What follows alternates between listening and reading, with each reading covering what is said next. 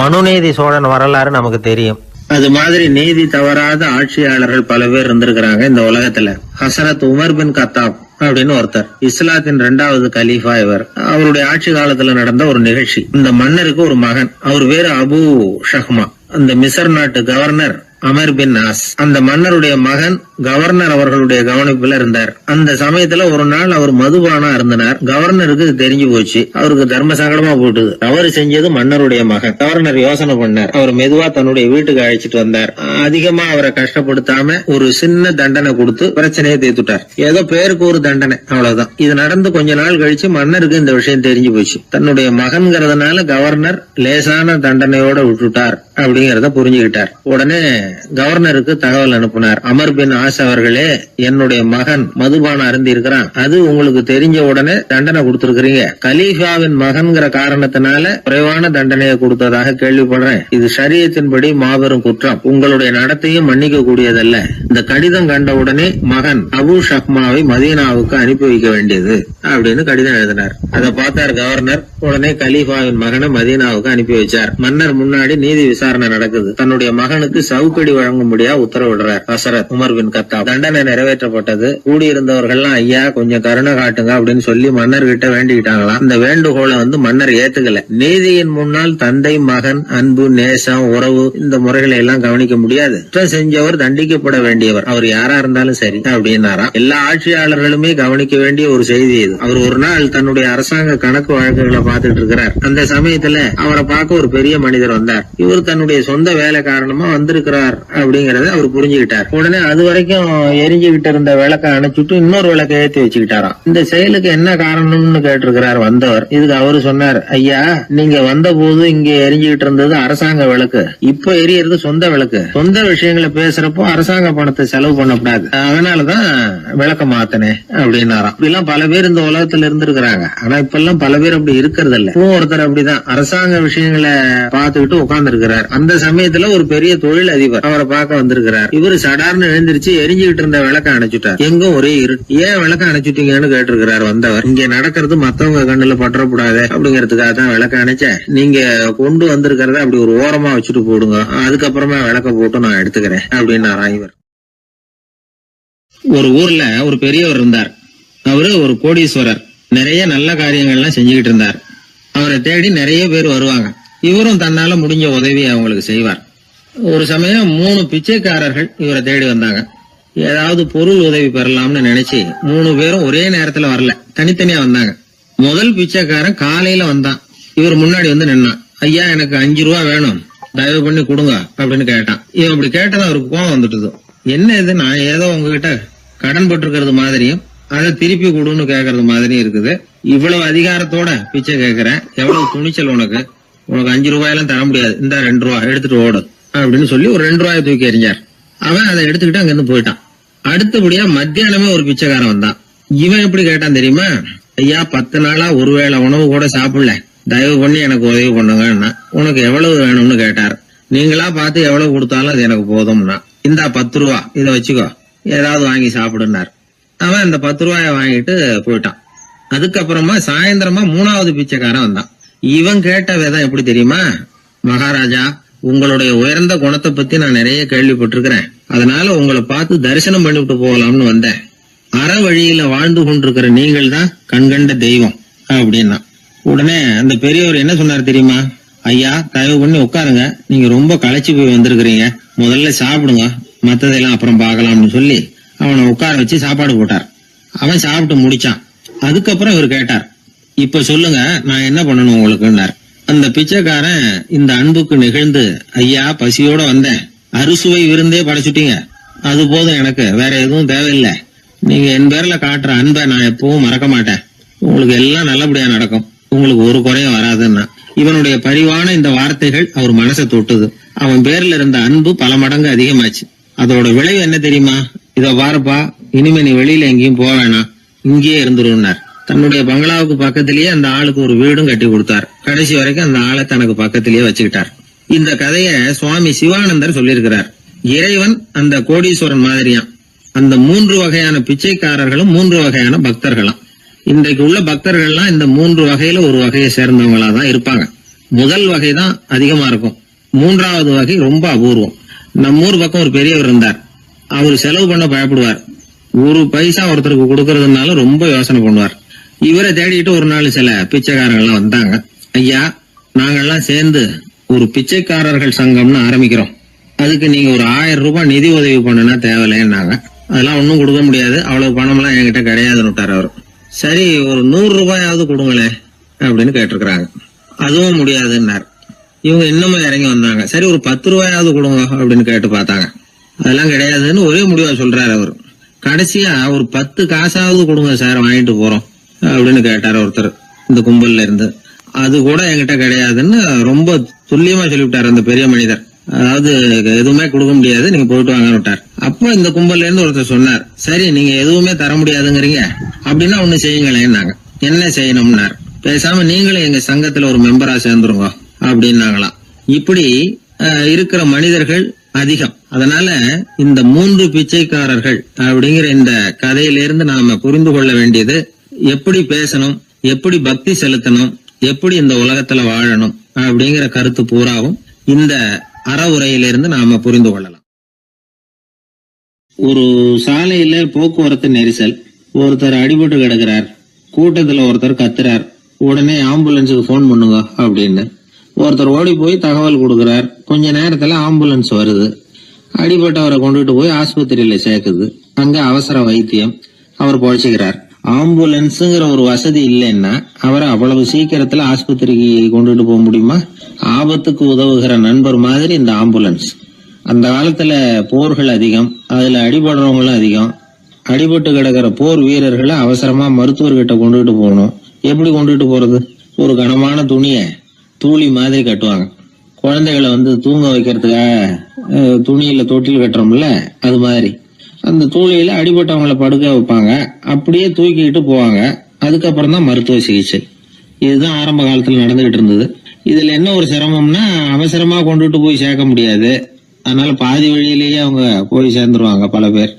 சரி, கொஞ்சம் சீக்கிரமா அவங்கள கொண்டுட்டு போறதுக்கு என்ன வழி அப்படின்னு யோசனை பண்ணாங்க. குதிரை மேல ஏத்தி கொண்டுட்டு போனா என்ன அப்படின்னு ஒரு யோசனை.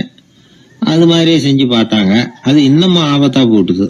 குதிரை ஓடுற வேகத்துக்கும் அது போடுற குலுக்கலுக்கும் அடிபட்டு கிடக்கிறவனால ஈடு கொடுக்க முடியுமா? அலுங்காம குலுங்காம கொண்டுட்டு போக வேண்டிய விஷயம் இல்லை இது. சரி, குதிரை முதுகுல அவனை கொண்டுட்டு போக வேணாம், குதிரை வண்டியில கொண்டுட்டு போனா என்ன? 4 சக்கரம் உள்ள ஒரு குதிரை வண்டியை தயார் பண்ண வேண்டியது. அதை ஆம்புலன்ஸா உபயோகப்படுத்த ஆரம்பிச்சாங்க. 1487 இது பழக்கத்துக்கு வந்துதான். இது கொஞ்சம் சௌரியமா தெரிஞ்சுது.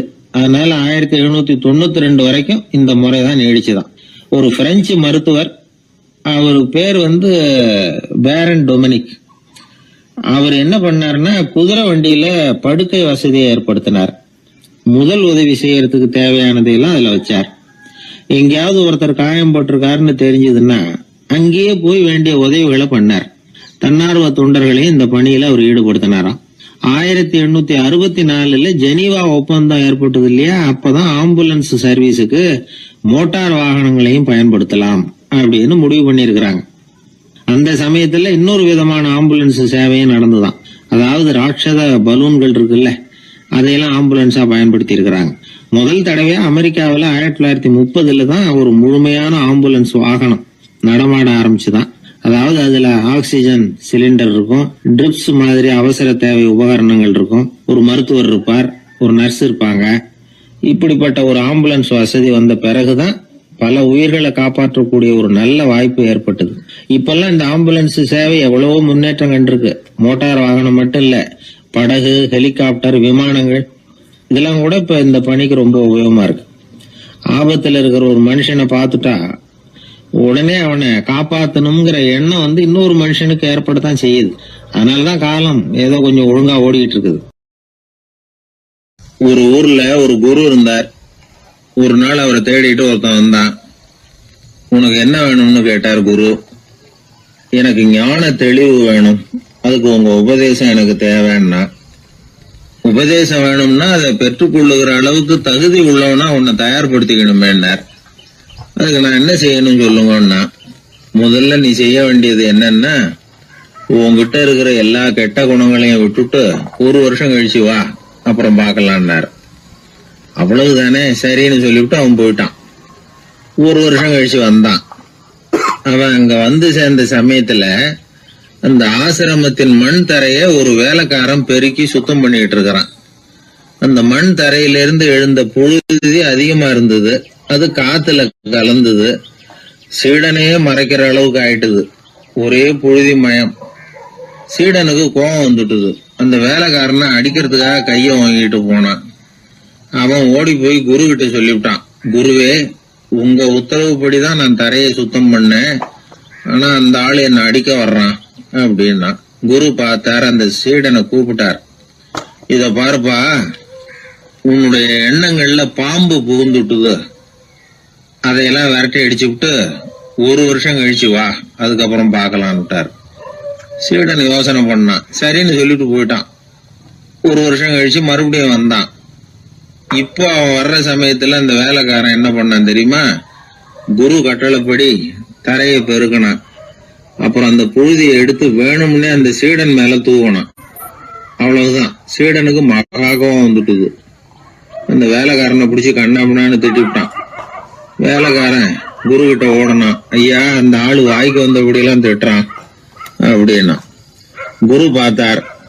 ஓ அப்படியா? அப்படின்னா இந்த தடவை பாம்புகள் கிடையாது, இப்போ அவன் இதயத்துக்குள்ள நுழைஞ்சிருக்கிறது நாய். அதை விரட்டி அடிச்சு விட்டு இன்னும் ஒரு வருஷம் கழிச்சு அவனை வர சொல், அப்புறம் பார்க்கலாம் அப்படின்னு சொல்லி அனுப்பி வச்சுட்டார். சீடன் திரும்பி போயிட்டான். ஒரு வருஷம் கழிச்சு மறுபடியும் வந்தான். இப்போ அவன் வர்றப்போ என்ன செய்யணுங்கிறத அந்த வேலைக்காரங்கிட்ட குரு ஏற்கனவே சொல்லி வச்சிருக்கிறார். அது பிரகாரமே அவன் பண்ணனான். அவன் என்ன செஞ்சான் தெரியுமா? கூட்டி பெருக்கின புழுதியை எல்லாம் ஒரு வாளி தண்ணியில போட்டு நல்லா கலக்கி அந்த சீடன் தலையில ஊத்தினான். இவ்வளவு செஞ்சும் இந்த தடவை அவனுக்கு கோபமே வரல. அதுக்கு பதிலா அவனை பார்த்து நன்றின்னா. எதுக்கு நன்றி தெரியுமா? எதையும் சகிச்சுக்கிட்டு அமைதியா இருக்கும் குணத்தை கற்றுக்கொள்வதற்கு உதவியா இருந்ததுக்காக அந்த வேலைக்காரனுக்கு நன்றி. இத கேள்விப்பட்ட உடனே அந்த குரு ஓடி வந்தார். இவனை கட்டி பிடிச்சுக்கிட்டார். இனிமே நான் உனக்கு உபதேசம் பண்ணலாம், அதுக்கான தகுதி உனக்கு வந்துட்டுதுன்னார். இதுல இருந்து என்ன தெரியுது? ஒருத்தர்கிட்ட உபதேசம் வாங்கணும்னா கூட அதுக்குன்னு ஒரு தகுதி நமக்கு தேவைப்படுது. சகிப்புத்தன்மை ஒவ்வொரு மனிதனுக்கும் தேவைதான். இந்த காலத்துல ஒரு குரு, அவரை தேடி ஒருத்தன் வந்தான். குரு அவனை நிமிர்ந்து பார்த்துட்டு சொன்னார், நீ முதல்ல சகிப்புத்தன்மைய வளர்த்துக்கிட்டு அதுக்கப்புறம் என்கிட்ட வாழ்னார். இவன் அவரை நிமிர்ந்து பார்த்துட்டு சொன்னான், குருவே, நான் உங்ககிட்ட வந்திருக்கிறதே சகிப்புத்தன்மைய வளர்த்துக்கிறதுக்காகத்தானே அப்படின்னு. நாட்டுல நல்லவங்க ஒருத்தர் 2 பேர் இருக்கிறதுனால தாங்க மழையே பெய்யுது அப்படின்னு சொல்றது உண்டு. நல்லார் ஒருவர் உளரேல் அவர் பொருட்டு எல்லாருக்கும் பெய்யும் மழை. சில சமயம் ரொம்ப பேர் திடீர்னு நல்லவங்களா ஆயிடுவாங்க போல இருக்கு. அதனால தான் விடாம பேய் மழையா கொட்டி தீர்த்துடுது. எல்லாரும் நல்லவங்களாயிட்டா உலகமே தாங்காது போல இருக்க.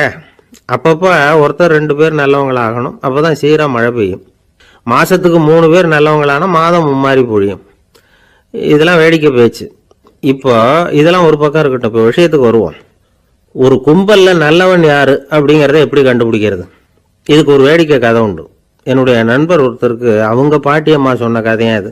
அது என்ன கதைன்னா, ஒரு ஊர்ல ஒரு சமயம் பலமான மழை பெய்ய ஆரம்பிச்சுட்டுதான். இடி மின்னல் ரொம்ப கடுமையா இருந்திருக்குது. ஆரம்பிச்ச மழை வர வர கடுமையா ஆகிட்டு இருக்குதே தவிர நிக்கிற பாடா தெரியல. ஊர் ஜனங்கள்லாம் பார்த்தாங்க. இதுக்கு மேலேயும் வீட்டு உள்ள இருந்தா ஆபத்துங்கிறத புரிஞ்சுக்கிட்டாங்க. ஏன்னா வீடெல்லாம் இடிஞ்சு விழுந்துருமோங்கிற பயம். உடனே எல்லாரும் புறப்பட்டு ஊருக்கு பொதுவா இருந்த ஒரு மண்டபத்துல போய் தங்கிக்கிட்டாங்க. மின்னல் கடுமையா இருந்தது. இடி எந்த நேரத்திலையும் விழலாம்ங்கிற நிலைமை. எப்போ விழலாம்னு பார்த்துக்கிட்டு இருக்குது. அந்த மண்டபத்துல இருந்த ஜனங்கள் மனசுக்குள்ள ஒரு பயம்.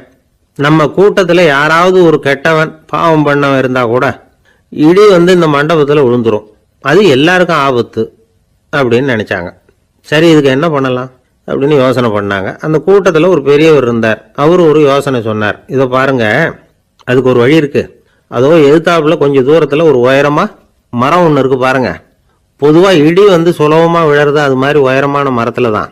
நம்ம கூட்டத்தில் இருக்கிறவங்க எல்லாரும் ஒவ்வொருத்தரா போய் அந்த மரத்தை தொட்டு விட்டு திரும்பி வந்துடணும். நம்மள பாவம் பண்ணவன் யாரோ அவன் அந்த மரத்தை தொடுற சமயத்தில் இடி விழுந்துரும், அவன் மட்டும் போயிடுவான், மண்டபத்தில் இருக்கிற நாமெல்லாம் பொழைச்சிக்கலாம் அப்படின்னு ஐடியா கொடுத்தாரு அந்த பெரியவர். இது நல்ல யோசனையா பட்டது.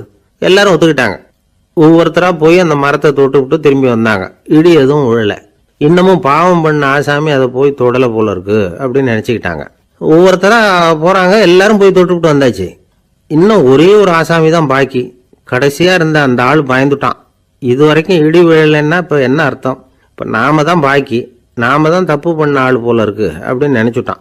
அதனால துணிச்சலா போய் தொடுறதுக்கு பயந்தான், தயங்கிக்கிட்டே இருந்தான். இருந்தாலும் மற்றவங்க எல்லாம் சும்மா இருப்பாங்களா? கட்டாயப்படுத்தி கழுத்தை பிடிச்சி தள்ளாத குறையா அவனை தள்ளி விட்டாங்க, போய் தொட்டுட்டு வாடான்னு. அவன் நடுங்கிட்டே போய் அந்த மரத்தை தொட்டான். அதே வினாடி ஒரு பயங்கரமான மின்னல் இடி விழுந்துட்டுது. எங்க விழுந்தது தெரியுமா? அந்த ஆள் மேல இல்ல, மண்டபத்துல விழுந்தது. மண்டபத்துல இருந்தவங்க பூரா காலி. அந்த ஒரு ஆள் மட்டும் பொழைச்சிக்கிட்டான். இந்த ஒரு ஆளை காப்பாத்துறதுக்காக தான் இடி வந்து மண்டபத்துல விழாம இருந்திருக்குது. இதுதான் கதை. அதனால நல்லவங்க எப்படியும் தப்பிச்சுக்குவாங்க அப்படிங்கிறது ஒரு நீதி. ஒருத்தன் அப்படிதான் தெருவில் நடந்து போய்கிட்டு இருந்தான், ரொம்ப நல்லவன். எதிரில் ஒருத்தன் சைக்கிளில் வந்துகிட்டு இருந்தான். அதுல மோதி இவன் கீழே விழுந்துட்டான். சைக்கிள்காரன் உடனே இறங்கி இவனை தூக்கி விட்டான். இவன் எழுந்திரிச்சு அவனை முறைச்சி பார்த்தான். அப்படி பார்க்காதீங்க சார், நீங்க ரொம்ப புண்ணியம் பண்ணியிருக்கீங்க, அதுதான் இப்போ வந்து சைக்கிளில் மோதிக்கிட்டீங்க அப்படின்றான். என்ன அப்படி சொல்றேன் நானா? இவன் 10 நிமிஷத்துக்கு முன்னாடி நான் லாரி ஓட்டிட்டு வந்தேன், அப்போ நீங்க எதிரில் வந்திருந்தீங்கன்னா என்ன ஆயிருக்கும் அப்படின்னானா அவன். ஒரு பெரிய அரசன் இந்த உலகம் பூராவே ஆண்டுகிட்டு இருந்தான். ரொம்ப காலம் அப்படி அரசாட்சி பண்ணிக்கிட்டு இருந்தான். திடீர்னு அவனுக்கும் சில எதிரிகள் முளைச்சாங்க. அவங்கெல்லாம் ஒன்று சேர்ந்து இவனை தோற்கடிச்சுட்டாங்க. தோத்து போனதும் இவனுக்கு பயம் வந்துட்டுது, எங்கே எதிரிகள் நம்ம கொண்டுடுவாங்களோ அப்படின்னு. வெளியில வந்தா தனக்கு ஆபத்துன்னு பயந்துக்கிட்டு யாருக்கும் தெரியாம ஒரு குகைக்குள்ள போய் பதுங்கி கிடக்குறான். நிலைமைய பாருங்க. முதல் நாள் வந்து அரண்மனையில அதிகாரம் பண்ணிக்கிட்டு இருந்தவன் மறுநாள் வந்து குகையில பயந்து போய் பதுங்கி கிடக்குறான். ராத்திரி நேரம் வந்தது, பசி வயத்தை கிள்ளுது, பிச்சை எடுத்து சாப்பிட வேண்டிய நிலைமை. பிச்சை எடுக்கிறதுக்கு பாத்திரம் வேணுமே, என்ன பண்றது அப்படின்னு அங்கேயும் இங்கேயும் பார்க்கறான். ஒரு மூலையில யாரோ விட்டுட்டு போன ஒரு ஓடு கிடக்குது, அதை எடுத்துக்கிட்டு புறப்பட்டான். இருட்டில் வழி புரியல, ஏதோ ஒரு யூகத்துல காலை மெதுவா எடுத்து வச்சு நடந்து போயிட்டு இருக்கிறான். வழியில ஒரு கருப்பு நாய் படுத்து கிடந்தது. இருட்டில் அவன் இது கண்ணுக்கு சரியா தெரியல, அவனுக்கு தவறி போய் காலை வச்சுட்டான். அது மேல நாய் சும்மா இருக்குமா, வள்ளுன்னு விழுந்து கடிச்சு விட்டுது. காலை பார்க்கறான், காலத்தையும் நினைச்சு பார்க்கறான். அரண்மனையில வந்து வீரக்கழல் அணிந்த காலை உடைய மன்னா அப்படின்னு புகழ்வாங்களே புலவர்கள்லாம், ஆனா அது இன்னைக்கு நாய் கடிச்ச காலம் ஆயிட்டுதே அப்படின்னு நினைக்கிறான். அது மட்டும் இல்ல, முன்னாடி எல்லாம் பொற்கிண்ணங்கள்ல தான் அவன் சாப்பிடுவான். ஆனா இப்போ உடைஞ்சு போன ஓட்டு, அது ஓட்டை வந்து கையில வச்சுக்கிட்டு நிக்கிறான். அதுல ஏதாவது யாராவது சாப்பாடு போடுவாங்களான்னு. முன்னாடி எல்லாம் நிறைய பேர் அரண்மனைக்கு வருவாங்க, அரசருக்கு காணிக்கைன்னு சொல்லி இவன் காலடியில கொண்டாந்து கொட்டுவாங்க. அப்போலாம் இவன் அந்த ஜனங்களுடைய முகத்தை திரும்பி கூட பாக்குறது இல்லை, ரொம்ப கர்வமா உட்காந்துருப்பான். அதே ஆளு இன்னைக்கு எல்லாரு கண்ணுலையும் படுறது மாதிரி பிச்சை எடுத்துக்கிட்டு இருக்கிறான். அப்போலாம் காணிக்கைகளை வந்து தன்னுடைய கையால வாங்குறது தனக்கு கௌரவ குறைச்சல்னு நினைச்சு தன்னுடைய வேலைக்காரங்களை விட்டு தான் அதை வாங்க சொல்லுவான். இப்போ பாத்தீங்கன்னா அவனே தன் கையாலேயே பிச்சை வாங்குறான். நினைச்சு பாருங்க, அந்த மனுஷன் முத நாள் அரசன், மறுநாள் பிச்சைக்காரன். எவ்வளவு வித்தியாசம்! செல்வம் தான் இப்படி ஒரு வித்தியாசம் ஏற்படுறதுக்கு காரணம். அப்படிப்பட்ட செல்வம் வாழ்க்கையை நடத்துறதுக்கு நமக்கு தேவைதான். ஆனா அதையே நாம் அடைய வேண்டிய பயனா நினைக்கிறோம் பாருங்க, அதுதான் வேடிக்கை. இத வந்து நம்மாழ்வார் அழகா ஒரு பாசுரத்துல சொல்றார். ஒரு நாயகமாய் ஓட உலகுடன் ஆண்டவர், கருணாய் கவர்ந்த காலர், சிதைகிய பானையர், பெருநாடு காண இம்மையிலே பிச்சைதாம் கொள்வர், திருநாரணன் தாழ் காலம் பெற சிந்தித்து உய்மினோ அப்படிங்கிறார் நம்மாழ்வார். ஒரு பெரிய பணக்காரர் ஒரு துறவிகிட்ட போய், சாமி என்கிட்ட நிறைய பணம் இருக்கு, இருந்தாலும் நிம்மதி இல்லை, என்னால நிம்மதியா இருக்க முடியல, என்ன காரணம்னு கேட்டாராம். உடனே அந்த துறவி இதுக்கு நேரடியா பதில் சொல்லாம பக்கத்துல நின்றுகிட்டு இருந்த ஒரு குழந்தைய கூப்பிட்டார். அது ஓடியாந்தது. ஒரு ஆப்பிள் பழத்தை எடுத்து அது கையில கொடுத்தார். அதை வாங்கிக்கிட்டு குழந்தை சிரிச்சுது. இன்னொரு பழத்தை எடுத்து கொடுத்தார், அதை இன்னொரு கையில வாங்கிட்டு சிரிச்சுது. 3வது ஆப்பிளை எடுத்து கொடுத்தார். 2 பழத்தையும் நெஞ்சில் அணைச்சிக்கிட்டு 3வது பழத்தையும் வாங்கறதுக்கு முயற்சி பண்ணிச்சு. ஆனால் அது உடனே நழுவி கீழே விழுந்து உருண்டு ஓடிச்சு. ஏற்கனவே இருந்ததும் விழுந்துட்டுது. இப்போ அந்த குழந்தை அழ ஆரம்பிச்சுட்டுது. இப்போ அந்த துறவி பணக்காரர்கிட்ட சொன்னாராம், குழந்தைய கவனிச்சியா, 2 ஆப்பிள் போதும்னு அது நினைச்சிருந்தா இப்போ அது அழ வேண்டிய அவசியம் வந்திருக்குமா அப்படின்னாராம். எதுவுமே அளவுக்கு மிஞ்சினா துன்பம்தான். இந்த காலத்தில் இதெல்லாம் யாரு காதில் வாங்குறாங்க? ஒருத்தனை நல்ல வழிக்கு கொண்டு வரணும்னு நினைச்சு அவனை கூப்பிட்டு உட்கார வச்சு இந்த கதையை சொல்லிட்டு இருந்தாங்க. சொல்லிவிட்டு அந்த குழந்தை செஞ்சது தப்பு தானே அப்படின்னு கேட்டிருக்கிறாங்க. ஆமாம், தப்பு தான், நானா இருந்தா அப்படி செஞ்சிருக்க மாட்டேன் நானா இவன். 2 பழமே போதும்னு சொல்லியிருப்பியா அப்படின்னு கேட்டிருக்காங்க. அப்படி இல்லைங்க, அவர் கொடுக்க கொடுக்க ஒவ்வொரு பழமா வாங்கி பின்னாடி வச்சுட்டு மறுபடியும் கையை நீட்டுவேன் அப்படிங்கிறானா. இவெல்லாம் எந்த காலத்துல திருந்துறது? ஒரு பெரிய தத்துவ சிந்தனையாளர் இருந்தார், சுவாங்சு அப்படின்னு பேரு. அவருடைய மனைவி ஒரு நாள் திடீர்னு காலமாயிட்டாங்க. ஐயோ பாவம், அவர் ரொம்ப வருத்தப்படுவார், போய் ஆறுதலா 4 வார்த்தை பேசிவிட்டு வரலாம் அப்படின்னு நினைச்சுக்கிட்டு நிறைய பேர் அவரை தேடிட்டு வந்தாங்களாம். வந்தவங்களுக்கு ஆச்சரியம், ஏன்னா இவர் வருத்தப்பட்டுக்கிட்டு இருப்பார் அப்படின்னு தானே எதிர்பார்த்தாங்க. அப்படி இல்லை, தாளம் போட்டுக்கிட்டு உட்காந்துருக்கிறார். தாளத்துக்கு தகுந்த மாதிரி பாட்டு வேற பாடிக்கிட்டு இருக்கிறார். என்ன மனுஷன் அவர், கொஞ்சம் கூட கவலை இல்லாம இப்படி இருக்கிறாரு அப்படின்னு நினைச்சாங்க. ஒருத்தர் துணிஞ்சு அவர்கிட்ட கேட்டுவிட்டார், என்னங்க இது இப்படி அப்படின்னு. அதுக்கு அவர் என்ன சொன்னார் தெரியுமா? இதை பாருங்க, என்னுடைய மனைவி பிறக்கிறதுக்கு முன்னாடி அவளுக்கு உயிரும் கிடையாது, உடலும் கிடையாது. அதுக்கு பிறகுதான் உயிர் வந்தது, உடல் வந்தது, அந்த உருவம் வந்தது. இப்போ என்ன ஆச்சு? அந்த உருவமும் உயிரும் போயிட்டுது, அவ்வளவுதானே. வந்தது போயிட்டுது. இளவேனில் காலம், இலையுதிர் காலம், பனிக்காலம், இப்படி பருவங்கள் மாறி மாறி வருது இல்லையா? அது மாதிரி பிறப்பும் இறப்பும் மாறி மாறி வருது. இது இயற்கை. இதுக்காக அழுதா அது எப்படி அப்படின்னாராம். ஞான தெளிவு அடைஞ்சவங்களுக்கு எல்லாமே சுகம்தான். திருவள்ளுவரும் அதைத்தான் சொல்றார், உறங்குவது போலும் சாக்காடு, உறங்கி விழிப்பது போலும் பிறப்பு. தூங்குறதுக்கெல்லாம் நாம வருத்தப்பட்டுக்கிட்ட இருக்கிறோமா? இன்னைக்கு தூங்க வேண்டியிருக்குதே, இன்னும் கொஞ்சம் நேரத்தில் நான் தூங்க வேண்டியிருக்கு அப்படின்னு சொல்லி யாராவது அழுதுகிட்டு இருப்பாங்களா? அதனால் இந்த உலக வாழ்க்கையினுடைய இயல்பை யதார்த்தத்தை நாம் தெளிவாக புரிஞ்சுக்கணும். அப்படி புரிஞ்சுக்கிட்டா நாம் கவலை இல்லாமல் வாழ முடியும். ஒரு வயசான தாத்தா பாட்டி 60 வருஷத்துக்கு முன்னாடி அவங்களுக்கு கல்யாணம் ஆச்சு, ஒன்றாவே வாழ்ந்தாங்க, ஒன்றாவே இறந்து போனாங்க. இப்போ அவங்க 2 பேரும் சொர்க்கத்துக்கு போய் சேர்ந்தாங்க. அங்கே எல்லா வசதியும் இருந்தது. ஒரு பெரிய பங்களாவே இவங்களுக்கு ஒதுக்கி கொடுத்தாங்களாம். இதுக்கு எவ்வளவு வாடகைன்னு கேட்டார் தாத்தா. வாடகையெல்லாம் கிடையாது, இலவசம் அப்படின்னார் அங்கே இருந்தவர். அந்த வீட்டுக்கு பின்னாடி ஒரு பெரிய புல்வெளி இருந்தது. இதில் விளையாட ஏதாவது கட்டணம் உண்டான்னு கேட்டிருக்காரு தாத்தா. அதெல்லாம் ஒன்றும் கிடையாது, பணம்லாம் கட்ட வேண்டியதில்லை அப்படின்னார் அவரு. பக்கத்தில் ஹோட்டல் மாதிரி ஒரு பெரிய கட்டடம், உள்ள சாப்பாட்டு மேஜைகள், அது மேலே விதவிதமான பலகாரங்கள். சாப்பாட்டுக்கெல்லாம் எவ்வளவு அப்படின்னு விசாரிச்சாராம் தாத்தா. அதுதான் சொன்னேன்னு, இங்கே எல்லாமே இலவசம்தான், எது வேணும்னாலும் சாப்பிடலாம், எவ்வளவு வேணும்னாலும் சாப்பிடலாம் அப்படின்னாரா. நீங்கள் சொல்கிறீங்க அப்படி, ஆனால் நான் சர்க்கரை சேர்த்துக்கக்கூடாது, உப்பு சேர்த்துக்கக்கூடாது, பாட்டி கையால் எப்பவும் பத்திய சாப்பாடு தான் அப்படின்னாராம் தாத்தா. இதை பாருங்க, இங்கே உங்களுக்கு அந்த கவலையும் வேண்டியதில்லை. இங்கே நீங்கள் ஸ்வீட்டு சாப்பிடலாம், காரம் சாப்பிடலாம், உங்களுக்கு எந்த நோயும் வராது அப்படின்னாராம் அங்கே சொர்க்கத்தில் இருந்தவர். இதை கேட்ட உடனே அந்த தாத்தா பக்கத்தில் நின்ன பாட்டியை பார்த்து கத்தினாராம், அடி பாவி, எல்லாத்தையும் கெடுத்துட்டிய, நீ எனக்கு பத்திய சாப்பாடு போடாமல் கண்டதை திங்க விட்டுருந்தா 10 வருஷத்துக்கு முன்னாடியே நான் இங்கே சேர்ந்திருப்பேனே அப்படின்னாராம். ஒரு நாள் ஒரு 10-15 பள்ளிக்கூடத்து பிள்ளைங்க தேடிட்டு வந்தாங்க.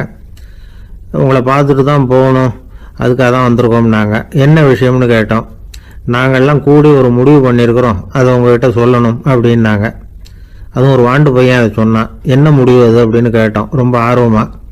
அதை இப்போ சொல்ல மாட்டோம், எங்களுக்கு பிடிக்கிற மாதிரி ஏதாவது ஒரு தகவல் சொன்னால் அதுக்கப்புறம் நாங்கள் அதை சொல்கிறோம் அப்படின்னா அந்த வாண்டு பையன்.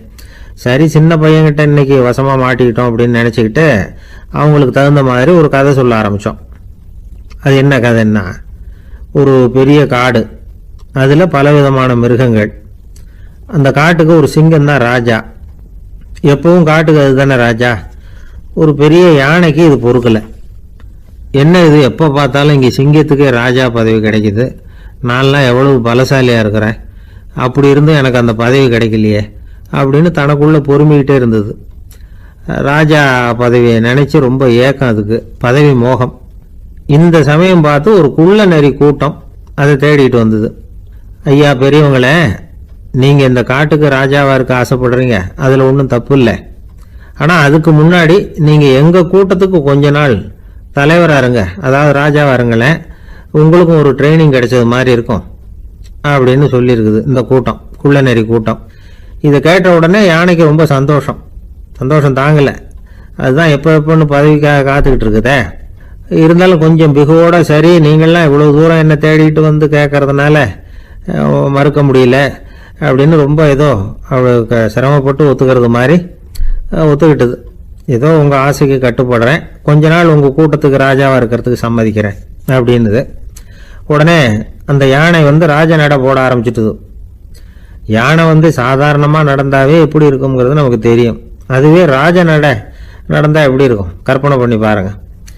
யானை முன்னாடி கம்பீரமாக போய்கிட்டு இருக்குது, தலைவர் இல்லையா, அதனால் குள்ள நரிகள்லாம் ரொம்ப அடக்கமாக அது பின்னாடி அணிவகுத்து போயிட்டு இருக்குது. ராஜா வாழ்க, மன்னர் வாழ்க அப்படின்னு கோஷம் வேற. யானைக்கு தலைகால் புரியல, அவ்வளவு சந்தோஷம். அந்த யானைக்கு செருக்கு, ஆணவம் எல்லாம் ஏற்பட்டு போச்சு. அதுக்கப்புறம் அது தரையை பார்க்குமா, நிமிர்ந்து நடக்க ஆரம்பிச்சுட்டுது. தரையை பார்க்கறதே இல்லை. அப்படி போயிட்டு இருக்கிறப்போ ஒரு சதுப்பு நிலத்தில் திடீர்னு காலை வச்சுட்டுது. அவ்வளவுதான், கால் உள்ளே போட்டுது. இன்னொரு காலை எடுத்து வச்சுது, அதுவும் உள்ளே போட்டுது. அந்த 2 காலையும் எடுக்கிறதுக்காக அடுத்த 2 காலையும் அழுத்திச்சு, அதுவும் உள்ளே போக ஆரம்பிச்சுட்டுது. இப்போ 4 காலம் வசமாக சேத்துல அழுந்தி போச்சு, எடுக்க முடியல. குள்ள நரிகள்லாம் அதை சுற்றி சுற்றி வந்தது. சிலது சுற்றி நின்று டான்ஸ் ஆட ஆரம்பிச்சுட்டுது யானையை பார்த்துட்டு. இதை யானை பார்த்தது. என்ன இது தலைவர், நான் தவிச்சுக்கிட்டு இருக்கிறேன், தொண்டர்கள்லாம் சுற்றி நின்று வேடிக்கை பார்த்துக்கிட்டு இருக்கிறீங்க, டான்ஸ் ஆடுறீங்க அப்படின்னு கேட்டுதான். தொண்டர்களே, தலைவர் நான் தவிச்சுக்கிட்டு இருக்கிறது உங்களுக்கு தெரியலையா? இப்போ உடனே உங்கள் தலைவரை காப்பாற்ற வேண்டியது உங்கள் கடமை இல்லையா அப்படின்னு கத்துச்சான் அந்த யானை. குள்ள நரிகளில் ஒன்று முன்னாடி நின்று அந்த யானையை பார்த்து தான், தலைவரே எங்களுக்கு ரொம்ப நாளாக ஒரு ஆசை, அந்த ஆசையை நிறைவேற்றிக்கிறதுக்காக தான் உங்களை எங்கள் தலைவராக ஏற்றுக்கிறோம்னு சொன்னோம் அப்படின்னு தான். என்ன ஆசைன்னு கேட்டிருக்கு யானை. யானை கறி சாப்பிட்டு பார்க்கணுங்கிறது எங்களுக்கு ரொம்ப நாள் ஆசை, அது இன்னைக்கு தான் நிறைவேற போகுது அப்படின்னு தான் அந்த நரி. இதை கேட்ட உடனே அந்த யானை அப்படியே மூர்ச்சி ஆயிட்டு தான். நரிகள்லாம் அது மேலே ஏறி குதற ஆரம்பிச்சுட்டு தான். பதவி மேலே இருந்த பேராசை அந்த பலசாலியான யானையையே மாட்டி விட்டுட்டுது பார்த்தீங்களா அப்படின்னு சொல்லி முடித்தோம் இந்த கதையை அந்த சின்ன பிள்ளைங்க கிட்ட. சரிங்க, இப்போ நாங்கள் உங்களை தேடி வந்த விஷயம் என்னங்கிறத சொல்லவா அப்படின்னா ஒரு வாண்டு பையன். சீக்கிரம் சொல்லு தம்பி, சஸ்பென்ஸ் தாங்கலை அப்படின்னோம். அவன் மெதுவாக எங்களை பார்த்து சொல்கிறான், எங்களுக்கு கொஞ்ச நாள் நீங்கள் தலைவராக இருந்தால் தேவலை அப்படின்னா. ஒரு காட்டில் ஒரு முனிவர் இருந்தார். ஒரு நாள் அவரை தேடிட்டு 4 பேர் வந்தாங்க. சுவாமி, எங்களுக்கு ரொம்ப நாளாக ஒரு சந்தேகம்னாங்க. என்னன்னு கேட்டார். இந்த உலகத்தில் எவ்வளவோ காரியங்கள் நடக்குது, எது நியாயம் எது அநியாயம் அப்படின்னு புரிஞ்சுக்க முடியலன்னாங்க. அது யாராலையும் புரிஞ்சுக்க முடியாதுன்னார் முனிவர். வந்தவங்களுக்கு ஆச்சரியமா போச்சு, ஒரு மாதிரியா பார்த்தாங்க. இதை முனிவர் கவனிச்சார். சரி புறப்படுங்க என்னோடன்னார். எங்கன்னு கேட்டாங்க. இப்போ உங்க 4 பேரையும் ஒரு புஷ்பக விமானத்துல அழைச்சிட்டு போறேன். இந்த உலகத்துல சர்வசாதாரணமா நடக்கக்கூடிய ஒரு காட்சியை உங்களுக்கு காட்ட போறேன். நீங்க பார்க்க போற அந்த காட்சி நியாயமா அநியாயமா அப்படிங்கிறத என்கிட்ட சொல்லணும். நீங்க சரியான பதில் சொன்னா புஷ்பக விமானத்துல தொடர்ந்து பிரயாணம் பண்ணலாம். தவறான பதில் சொன்னா இந்த புஷ்பக விமானம் உங்களை கீழே தள்ளி விட்டுரும் அப்படின்னார். 4 பேருக்கும் பயம்தான், இருந்தாலும் முனிவர் கூப்பிடுறாரு அப்படின்னு சொல்லி புறப்பட்டாங்க. அவங்க எல்லாரும் புறப்பட்டு ஒரு காட்டு வழியா போயிட்டு இருக்கிறாங்க புஷ்பக விமானத்துல. அங்க நடக்கிற ஒரு காட்சியை காட்டுறார் முனிவர். அதோ அங்க பாருங்கன்னார். அந்த விமானத்துல இருந்தபடியே எல்லாரும் கீழே குனிஞ்சு பாக்குறாங்க. அங்க ஒரு தாய் புலி அப்பதான் குட்டி போட்டிருக்கு. குட்டிகளை ஈன்ற உடனே பசிக்கு இறை தேடி அந்த பக்கமா வருது. அதே நேரம் ஒரு தாய் மான், அதுவும் அப்பதான் குட்டி போட்டிருக்கு. அதுவும் இதே மாதிரி குட்டிகளை ஈன்ற உடனே பசிக்கு இறை தேடி அந்த பக்கமா வருது. இப்ப அந்த புலி அந்த மானை அடிச்சு போட்டுடுது, அதுவும் சாப்பிடுது, குட்டிகளுக்கும் கொடுக்குது. இப்போ அந்த புலிக்குட்டிகள் முகத்துல மகிழ்ச்சி, தாயை இழந்த அந்த மான் குட்டிகள் முகத்துல துக்கம். இப்போ அந்த முனிவர் 4 பேர்கிட்டையும் கேட்கிறார், நீங்க இங்க பாத்தீங்களே, இதுல எது நியாயம் எது அநியாயம் ஒவ்வொருத்தரா சொல்லுங்க. உங்க பதில் சரியில்லைன்னா இந்த விமானம் உங்களை கீழே தள்ளி விட்டுரும், சொல்லுங்க பார்க்கலாம்னார். முதல்ல ஒருத்தன் சொன்னான், அந்த புலி செஞ்சது சரிதாங்க, அது பசிக்கு அதுதான் ஆகாரம், தன்னுடைய பசிக்கு தானே இறை தேடிக்கிட்டது, அதுல என்ன தப்பு, அவ்வளவுதான், அதனால புலி செஞ்சது நியாயம்தான் அப்படின்னா. அவ்வளவுதான், அந்த விமானம் அவனை அப்படியே கீழே தள்ளி விட்டுட்டுது. அதனால அவன் கொடுத்த பதில் சரியில்லை அப்படிங்கிறது புரிஞ்சு போச்சு. இப்ப ரெண்டாவது ஆள் சொன்னான், புலி செஞ்சது பாவம், அந்த தாய்மான் என்ன தப்பு பண்ணிச்சு, இப்ப அந்த குட்டிகளுக்கு யாரு ஆதரவு, அதனால புலி செஞ்சது அநியாயம் அப்படின்னா. அவ்வளவுதான், அவனையும் கீழே தள்ளி விட்டுடுது அந்த விமானம். இந்த பதிலும் சரியில்லை அப்படின்னு ஆயிட்டுது. இப்ப மூணாவது ஆள் வந்தான். முதல்ல 2 பேரு கீழே விழுந்ததை பார்த்துக்கிட்டு இருந்தான். அதனால அவன் சொன்னான், ரெண்டுமே நியாயம்தாங்க, புலி இறை தேடினதும் இயற்கை, அதுக்கு மான் இறையானதும் இயற்கை, அதனால இதுல ஒன்றும் தப்பு இல்லைன்னா. அவ்வளவுதான், அவனையும் அந்த விமானம் கீழே பிடிச்சி தள்ளி விட்டுது. இப்ப 4வது ஆள் வந்தான். முனிவர் கேட்டார், நீயாவது சொல்லுப்பா, இந்த செயல்ல எது நியாயம்னார். அவன் தெளிவா பதில் சொன்னான். அதாவது என்ன சொன்னான்னா, எனக்கு தெரியல அப்படின்னா. அவனை விமானம் கீழே தள்ளல, சௌரியமா அழைச்சிட்டு போட்டுது. இவனும் பிரயாணம் சௌக்கியமா பண்ணானான். ஆக இதுதான் சரியான பதிலுங்கிறத முனிவர் உணர்த்தினார். இந்த கதையிலிருந்து நாம புரிஞ்சுக்க வேண்டியது என்னன்னா, இந்த உலகத்துல எவ்வளவோ காரியங்கள் நடக்குது, அதெல்லாம் ஏன் அப்படி நடக்குதுங்கிறதுக்கு எப்பேற்பட்ட பண்டிதராலும் பதில் சொல்ல முடியாது. தெரியாததை தெரியாதுன்னு ஒத்துக்கிட்டா வாழ்க்கை பிரயாணம் சுகமா இருக்கும். அதனால தேவையில்லாத விஷயங்களை புரிஞ்சுக்கிறதுக்கு நேரத்தை செலவு பண்ணிட்டு இருக்க கூடாது, வாழ்க்கையை குழப்பிக்க கூடாது. வாழ்க்கைக்கு தேவையானது என்னவோ அதை மட்டும் புரிஞ்சுக்கிட்டா போதும். இந்த காலத்து ஆள் ஒருத்தன் ஒரு பெரியவரை தேடி வந்தான். ஐயா, ஒரு சந்தேகம்னா. என்ன உன்னுடைய சந்தேகம்னார். பகுத்தறிவுன்னா என்ன, விதின்னா என்ன அப்படின்னு கேட்டான். இதுக்கு அவரு, இப்ப உன்னுடைய வலது கால தூக்குன்னார். தூக்கணும். சரி, இப்ப உன்னுடைய வலது கால கீழே இறக்காம உன்னுடைய இடது காலையும் தூக்குன்னார். தூக்கணும். பொத்துன்னு கீழே விழுந்துட்டான். பெரியவர் சொன்னார், உன்னால ஒரு காலை தூக்க முடிஞ்சுது, அதுதான் பகுத்தறிவு. 2 கால்களையும் ஒரே சமயத்துல தூக்குனா அடிபடும், அப்படிங்கிறது தான் விதி அப்படின்னு விளக்கம் கொடுத்தார். இவன் தன்னுடைய விதியை நொந்துகிட்டு இடுப்பை பிடிச்சுக்கிட்டு அங்கிருந்து நடந்து போயிட்டானான். ஒரு ஊர்ல ஒரு கோயில் இருந்தது, ரொம்ப பழைய கோயில். உள்ள போறதுக்கே பயமா இருக்கும், எந்த நேரத்துல இடிஞ்சு விழுந்துருமோ அப்படிங்கிற பயம். அப்படி இருந்ததுனால யாரும் துணிஞ்சு சாமி கும்பிடுறதுக்கு அங்க போறதில்ல.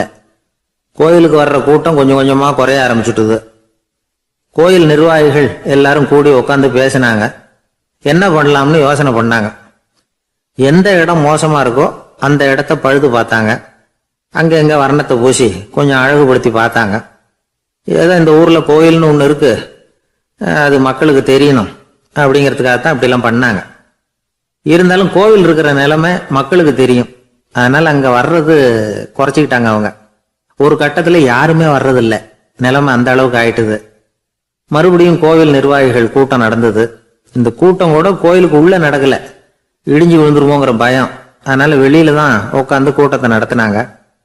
ஏன்னா உள்ள போறதுக்கு அவங்களுக்கும் துணிச்சல் கிடையாது, எந்த நேரமும் விழுந்துரும் போல இருந்தது அது. அது வழியா போறவங்க கூட வேகமா அந்த இடத்த கடந்து போக ஆரம்பிச்சுட்டாங்க. கோவில் நிர்வாகிகள் வெளியில உட்காந்து கூட்டம் போட்டாங்க இல்லையா, அந்த கூட்டத்துல 4 தீர்மானங்களை நிறைவேற்றினாங்க. அது என்ன 4 தீர்மானம்னா, முதல் தீர்மானம், இந்த கோவிலை இடிப்பது அப்படிங்கிற முடிவை இந்த கமிட்டி மிகவும் வருத்தத்துடன் ஏற்றுக்கொள்ளுகிறது அப்படின்னு நிறைவேற்றினாங்க. இதுக்கு பதிலா இன்னொரு கோவிலை உடனடியாக கட்டி முடிச்சுடணுங்கிறது 2வது தீர்மானம். 3வது தீர்மானம் என்ன தெரியுமா, பழைய கோவிலின் கதவுகள், அதிலிருந்து பிரிச்சு எடுக்கிற செங்கல், இதையே புது கோவில் கட்டுவதற்கு பயன்படுத்தி கொள்ள வேண்டியது. பழைய கோவில் இருந்த மாதிரியே அதே வடிவத்துல புது கோவிலையும் கட்ட வேண்டியது. பழைய கோவிலின் அஸ்திவாரத்தை அப்படியே வச்சுக்கிட்டு அதுக்கு மேல நாம கோவிலை கட்டிக்க வேண்டியது. இதுதான் 3வது தீர்மானம். இதையும் கமிட்டி முழு மனசோட ஏத்துக்கிட்டது. இது வரைக்கும் சரி. இப்ப அந்த கமிட்டி 4வதா ஒரு முக்கியமான தீர்மானத்தை கொண்டுகிட்டு வந்து அதையும் ஏகமனதா நிறைவேற்றி விட்டது. அது என்ன தீர்மானம்னா, புதிய கோவில் கட்டி முடிக்கிற வரைக்கும் பழைய கோவிலை இடிக்கிறதில்லை அப்படிங்கிற தீர்மானம். எப்படி இருக்குது பாருங்க இது. பழசை இடிக்காத வரையில அதே இடத்துல புதுசா எப்படி கட்ட முடியும்? பல விஷயங்கள்ல நாம நடந்துகிற முறையும் இப்படிதான் இருக்குதான். வாழ்க்கையில முன்னேறணும்னு ஆசைப்படுவோம், அதே நேரத்துல அந்த முன்னேற்றத்துக்கு எது தடையா இருக்கோ அதை விட்டு விடுறதுக்கும் மனசு வராது. வெளிநாட்டுல ஒரு பெரிய விருந்து நடந்துகிட்டு இருந்துதான். எல்லாரும் மது கோப்பையும் கையுமா அலைஞ்சுகிட்டு இருக்கிறாங்க. ஒருத்தர் மட்டும் கையில எதுவும் இல்லாம ரொம்ப நல்ல பிள்ளையா சாதுவா ஒரு ஓரமா தனியா உட்கார்ந்துருக்கிறார். அவர்கிட்ட நெருங்கி வாங்க மது சாப்பிடலாம் அப்படின்னு கூப்பிட்டாங்களாம். என்ன வற்புறுத்தாதீங்க, நான் என் மனசுக்குள்ள உறுதியா தீர்மானம் பண்ணிவிட்டேன் அப்படின்னாராம். என்ன தீர்மானம் பண்ணிருக்கீங்க அப்படின்னு கேட்டிருக்காங்க. ஏற்கனவே முழு போதையில் இருக்கும் பொழுது மறுபடியும் மது கோப்பையை தொடறதில்ல அப்படின்னு தீர்மானம் பண்ணிருக்கேன் அப்படின்னாராம். ஒரு ஊர்ல ஒரு பெரியவர் இருந்தார். ஒரு நாள் அவரை தேடி ஒருத்தர் வந்தார். ஐயா, நான் கடவுளை பரிபூர்ணமா நம்புறேன் அப்படின்னார். சரி, அந்த நம்பிக்கை உனக்கு எப்படி வந்ததுன்னு கேட்டார் இவர். அவர் சொல்ல ஆரம்பிச்சார். ஐயா, எனக்கு கல்யாணம் ஆகி 10 வருஷம் ஆச்சு. ஆனாலும் குழந்தை பாக்கியம் இல்லை. அதுக்கு என்ன காரணமா இருக்கும்னு நான் யோசனை பண்ணிட்டு இருந்தப்போ நண்பர் ஒருத்தர் ஒரு ஆலோசனை சொன்னார். உனக்கு மதப்பற்று இல்லை, எந்த கடவுளையுமே நம்ப மாட்டேங்கிற, அதுதான் காரணம். கடவுளை நம்பு, உனக்கு குழந்தை பாக்கியம் கிடைக்கும் அப்படின்னார்.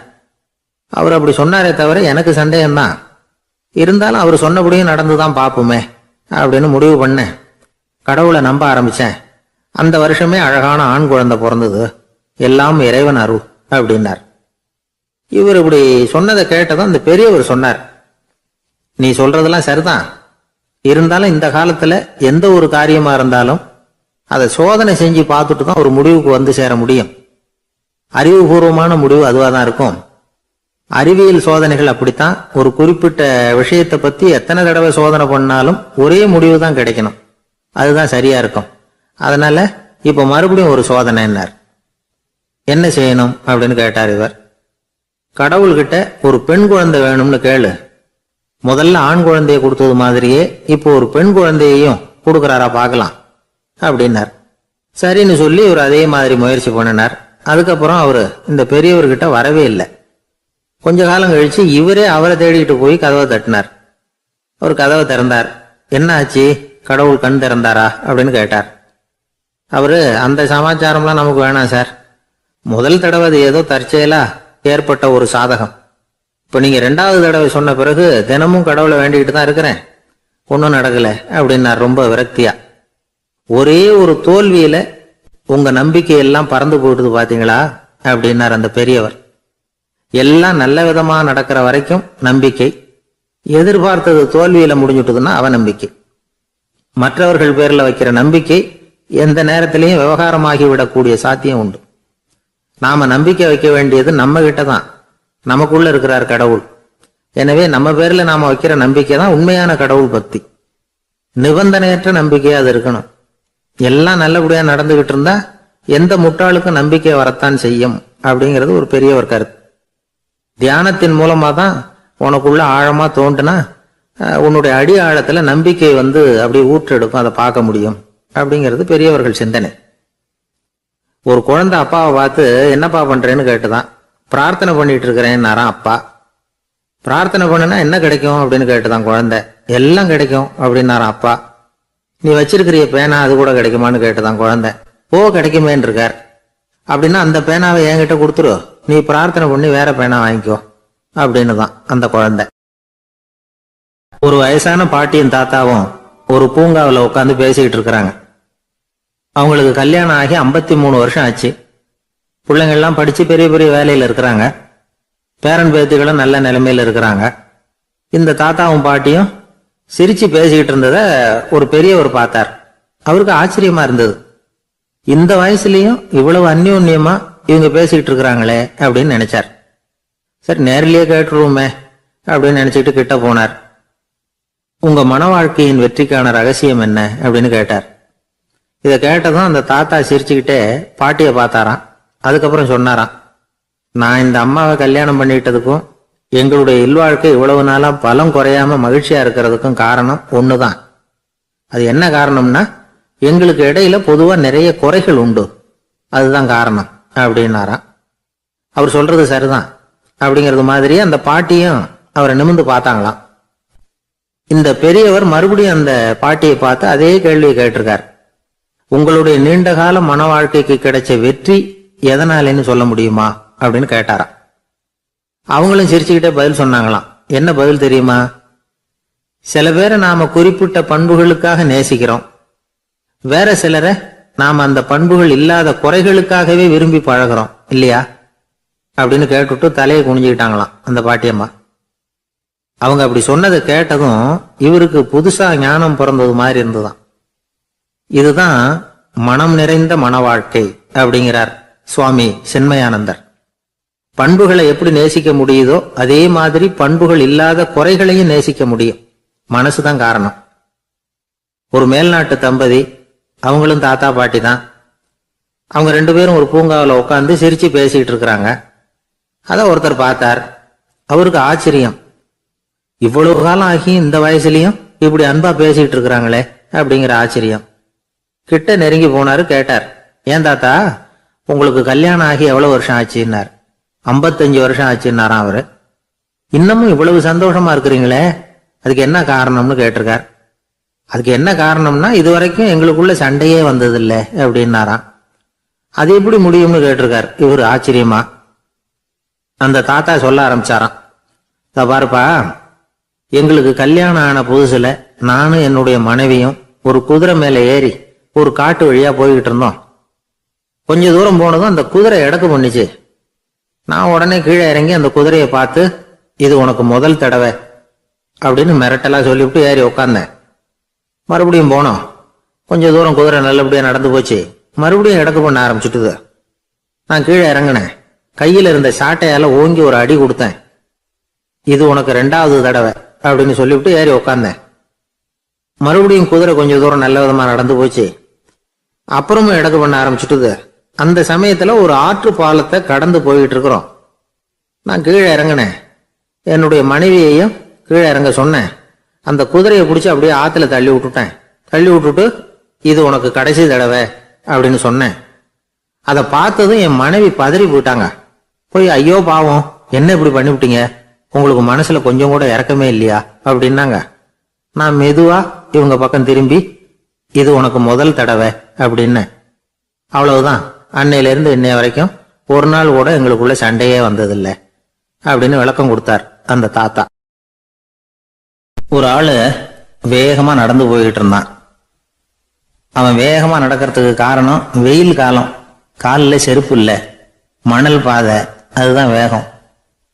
காலில் செருப்பும் இல்லாம கையில குடையும் இல்லாம அந்த ஆளு வெயில்ல நடந்து போயிட்டு இருக்கிறான். அந்த சமயத்துல இன்னொருத்தன் குதிரை மேல ஏறி அந்த வழியா வந்துகிட்டு இருக்கிறான். அவன் காலில் செருப்பும் இருந்தது, கையில குடையும் இருந்தது. நடந்து போயிட்டு இருந்தவன் அந்த குதிரை ஆசாமியை பார்த்து கேட்டான், ஐயா, நீங்களும் குதிரை மேல உட்காந்துக்கிட்டு போயிட்டு இருக்கிறீங்க, அப்படி இருக்கிறப்போ உங்களுக்கு அந்த செருப்பு என்னத்துக்கு, அதை எனக்கு கொடுத்து உதவலாமே அப்படின்னா. குதிரை மேல உட்காந்துருந்தவன் யோசனை பண்ணி பார்த்தான். இவன் சொல்றது நியாயம்தானே அப்படின்னு சொல்லி தன்னுடைய செருப்பை கழட்டி அந்த வழிபோக்கனுக்கு கொடுத்துட்டான். ரொம்ப நல்லதுங்க அப்படின்னு சொல்லி இவன் அதை வாங்கி காலில் மாட்டிக்கிட்டான். அதுக்கப்புறம் மறுபடியும் இவன் ஆரம்பிச்சான், ஐயா, நீங்க குதிரையில போறதுனால போக வேண்டிய இடத்துக்கு வேகமா போய் சேர்ந்துருவீங்க, அதனால உங்க கையில அந்த குடை என்னத்துக்கு, நான் நடந்து போயிட்டு இருக்கிறவன் ரொம்ப நேரம் நடக்க வேண்டியிருக்கும் இந்த வெயில்ல, அதனால அந்த குடையையும் எனக்கு கொடுங்களேன் அப்படின்னா. குதிரை வீரன் யோசனை பண்ணி பார்த்தான். இதுவும் நியாயம்தானே அப்படின்னு அவனுக்கு தோணுச்சு. உடனே இறக்கப்பட்டு தன் காலில் இருந்த செருப்பை கொடுத்தது மாதிரியே தன் கையில் இருந்த கொடையையும் இவங்கிட்ட கொடுத்துட்டான். அதுக்கப்புறம் அவன் நிம்மதியா புறப்பட்டான்.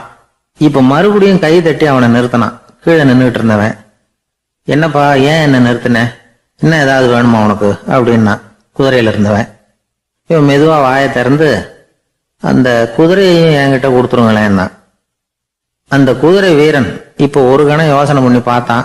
உடனே என்ன பண்ணான் தெரியுமா, தன்கிட்ட இருந்த குதிரை சவுக்கை எடுத்தான். குதிரை சவுக்கால அந்த ஆளை வாங்குவாங்கன்னு வீசி தள்ளிவிட்டான். இவ்வளவு சவுக்கடியும் வாங்கிட்டு இந்த ஆள் என்ன பண்ணான் தெரியுமா, சிரிக்கிறான். அடி வாங்கிட்டு யாராவது சிரிப்பாங்களா? குதிரை வீரனுக்கு ஒன்றும் புரியல. என்னப்பா அது, ஏன் இப்படி அடி வாங்கிட்டு இப்படி சிரிக்கிறியே அப்படின்னு கேட்டான். இப்ப அந்த வழிபோக்கன் சொல்றான், ஐயா, நான் இப்படி சிரிக்கிறதுக்கு காரணம் இருக்கு. இப்படி குதிரை கேட்டு உங்ககிட்ட அடி வாங்கலைன்னு வச்சுக்கோங்க, என் உயிர் உள்ள வரைக்கும் மனசுல ஒரு தவிப்பு இருந்துகிட்டே இருக்கும். செருப்பையும் கொடையையும் கேட்ட உடனே கொடுத்தவன் குதிரையையும் கேட்டிருந்தா கொடுத்துருப்பானோ அப்படிங்கிற பேராசையில ஏங்கிக்கிட்டே இருந்திருப்பேன். இப்போ உங்ககிட்ட அடி வாங்கின பிறகு என்னுடைய அந்த சந்தேகம் தீர்ந்து போச்சு. என்னுடைய ஆசைக்கு எல்லை எது அப்படிங்கறத எனக்கு புரிஞ்சுட்டுது அப்படின்னு சொல்லிவிட்டு அவன் நடக்க ஆரம்பிச்சுட்டானான். ஆசைக்கும் எல்லை உண்டு அப்படிங்கிறத விளக்கறதுக்காக வாரியார் சுவாமிகள் சொல்ற கதை இது. இந்த காலத்திலயும் ஒருத்தன் அது மாதிரி கொடை செருப்போட குதிரையில போய்கிட்டு இருந்தான். எதிரில் நடந்து வந்தவன், ஐயா உங்க கொடையை எனக்கு கொடுங்களேன்னு கேட்டான். உடனே அவன் குதிரையிலிருந்து கீழே குதிச்சு அவனை சாட்டையால் அடிக்க ஆரம்பிச்சுட்டான். இன்னொருத்தர் அந்த வழியா வந்தவர் இதை பார்த்தார். ஏன்பா அவன் கேட்டான், உன்னால முடியலன்னா இல்லைன்னு சொல்லிட வேண்டியது தானே, அதுக்காக ஏன் இப்படி அவனை போட்டு அடிக்கிறேன்னு கேட்டார். உங்களுக்கு விவரம் புரியாது சார், காலம் ரொம்ப கெட்டு போச்சு. கேட்டதை கொடுத்தேன்னு வச்சுக்கோங்க, இந்த குதிரையே என்னோடது, அவன் திருடிக்கிட்டு போறான் அப்படின்னு என் பேர்ல புகார் கொடுக்க ஆரம்பிச்சிருவான் சார் அப்படின்னா. அது எப்படி அவ்வளவு உறுதியா சொல்றேன்னு கேட்டார் அவரு. ஏற்கனவே அது மாதிரி ஒருத்தன் பேர்ல புகார் கொடுத்துட்டு தான் இந்த குதிரையை நான் தள்ளிட்டு வந்துகிட்டு இருக்கிறேன் அப்படின்னார். ஒரு ஊர்ல ஒரு குரு இருந்தார், ஜென் குரு.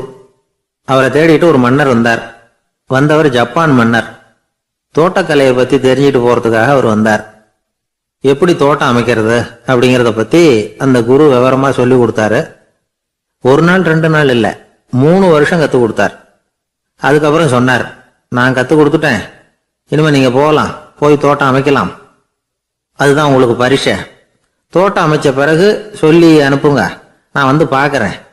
நீங்க இங்க என்னவெல்லாம் கத்துக்கிட்டீங்களோ அதையெல்லாம் அங்க செயல்முறையில செஞ்சு காட்டுங்க அப்படின்னு சொல்லி அனுப்பி வச்சார். மன்னர் போனார்.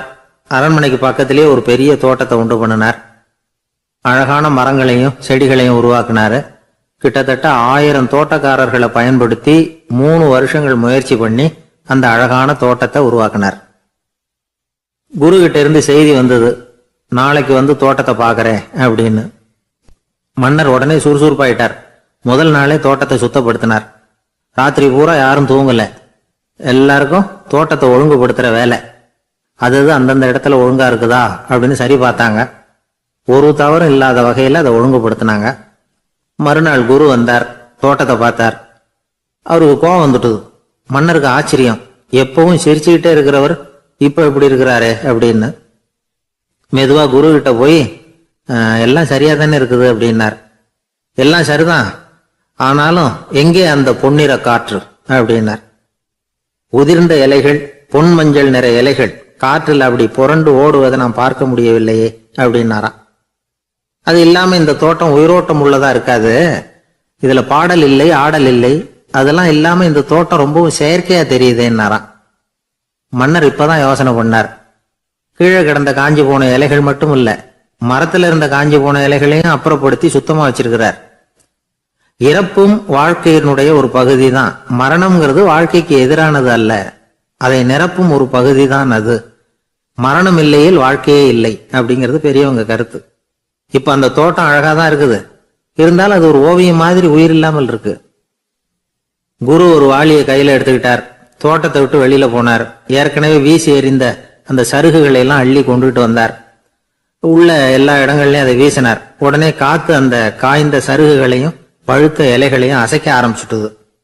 இப்போ அங்க சலசல சத்தம், சங்கீதம், இலைகளின் நடனம், ஓவியம் மாதிரி இருந்த அந்த தோட்டத்துக்கு இப்ப உயிர் வந்துட்டுது. இதுதான் அந்த பொன்னான காற்று அப்படின்னாராம் குரு. மன்னருக்கு புரிஞ்சது. மிகப்பெரிய ஜென் கேள்வி ஒன்று உண்டு. உம்மான் அப்படிங்கிற ஒரு பெரிய குருவை பார்த்து துறவி ஒருத்தர் கேட்டாராம், இலைகள் எல்லாம் கீழே விழுந்து மரங்கள் மொட்டையாக இருக்கும் பொழுது என்ன நடக்கும்? இதுதான் கேள்வி. இதுக்கு உம்மான் சொன்ன பதில் பொன்னான காற்று, தி கோல்டன் விண்ட் அப்படின்னாராம். இதுக்கு என்ன விளக்கம்னா, உன்னுடைய எண்ணங்கள் எல்லாம் உன்னுடைய மனசிலிருந்து கீழே விழுந்து உனது உள்ளுணர்வானது மொட்டையாக நிற்கும் நிலைதான் அது. உனது வேர்களின் அருகில் காற்று வீசுகிறது. எல்லா எண்ணங்களும் உன்னிலிருந்து வெகு தூரத்துக்கு புரண்டு கொண்டே சென்று விடுகிறது. நீ அவற்றை கடந்து விட்டால் நீ அவைகளுக்கெல்லாம் மேலெழுந்து கீழே பார்ப்பவனைப் போல நிற்க ஆரம்பித்து விடுவாய். அதுதான் தியானம் என்பது அப்படின்னு சொல்றாங்க. தியானம்ங்கிறது எண்ணத்துக்கு எதிரானது இல்ல, தியானம்ங்கிறது எண்ணங்களை கடந்து செல்வதுதான். அதுக்கப்புறம் நாம பொன்னிற காற்றுல ஆட ஆரம்பிச்சிருவோம். இதுதான் பெரியவர்கள் சொல்றது. என்கிட்ட ஒருத்தர் தோட்டம் அமைக்கணும்னு யோசனை கேட்டு வந்தார். எல்லாம் சொல்லி கொடுத்தேன். செடிகள்லாம் செழிப்பா வளரணும்னா வேர் காயாம பாத்துக்குங்க, தினமும் தண்ணி விடுங்க அப்படின்னு சொல்லி அனுப்பி வச்சேன்.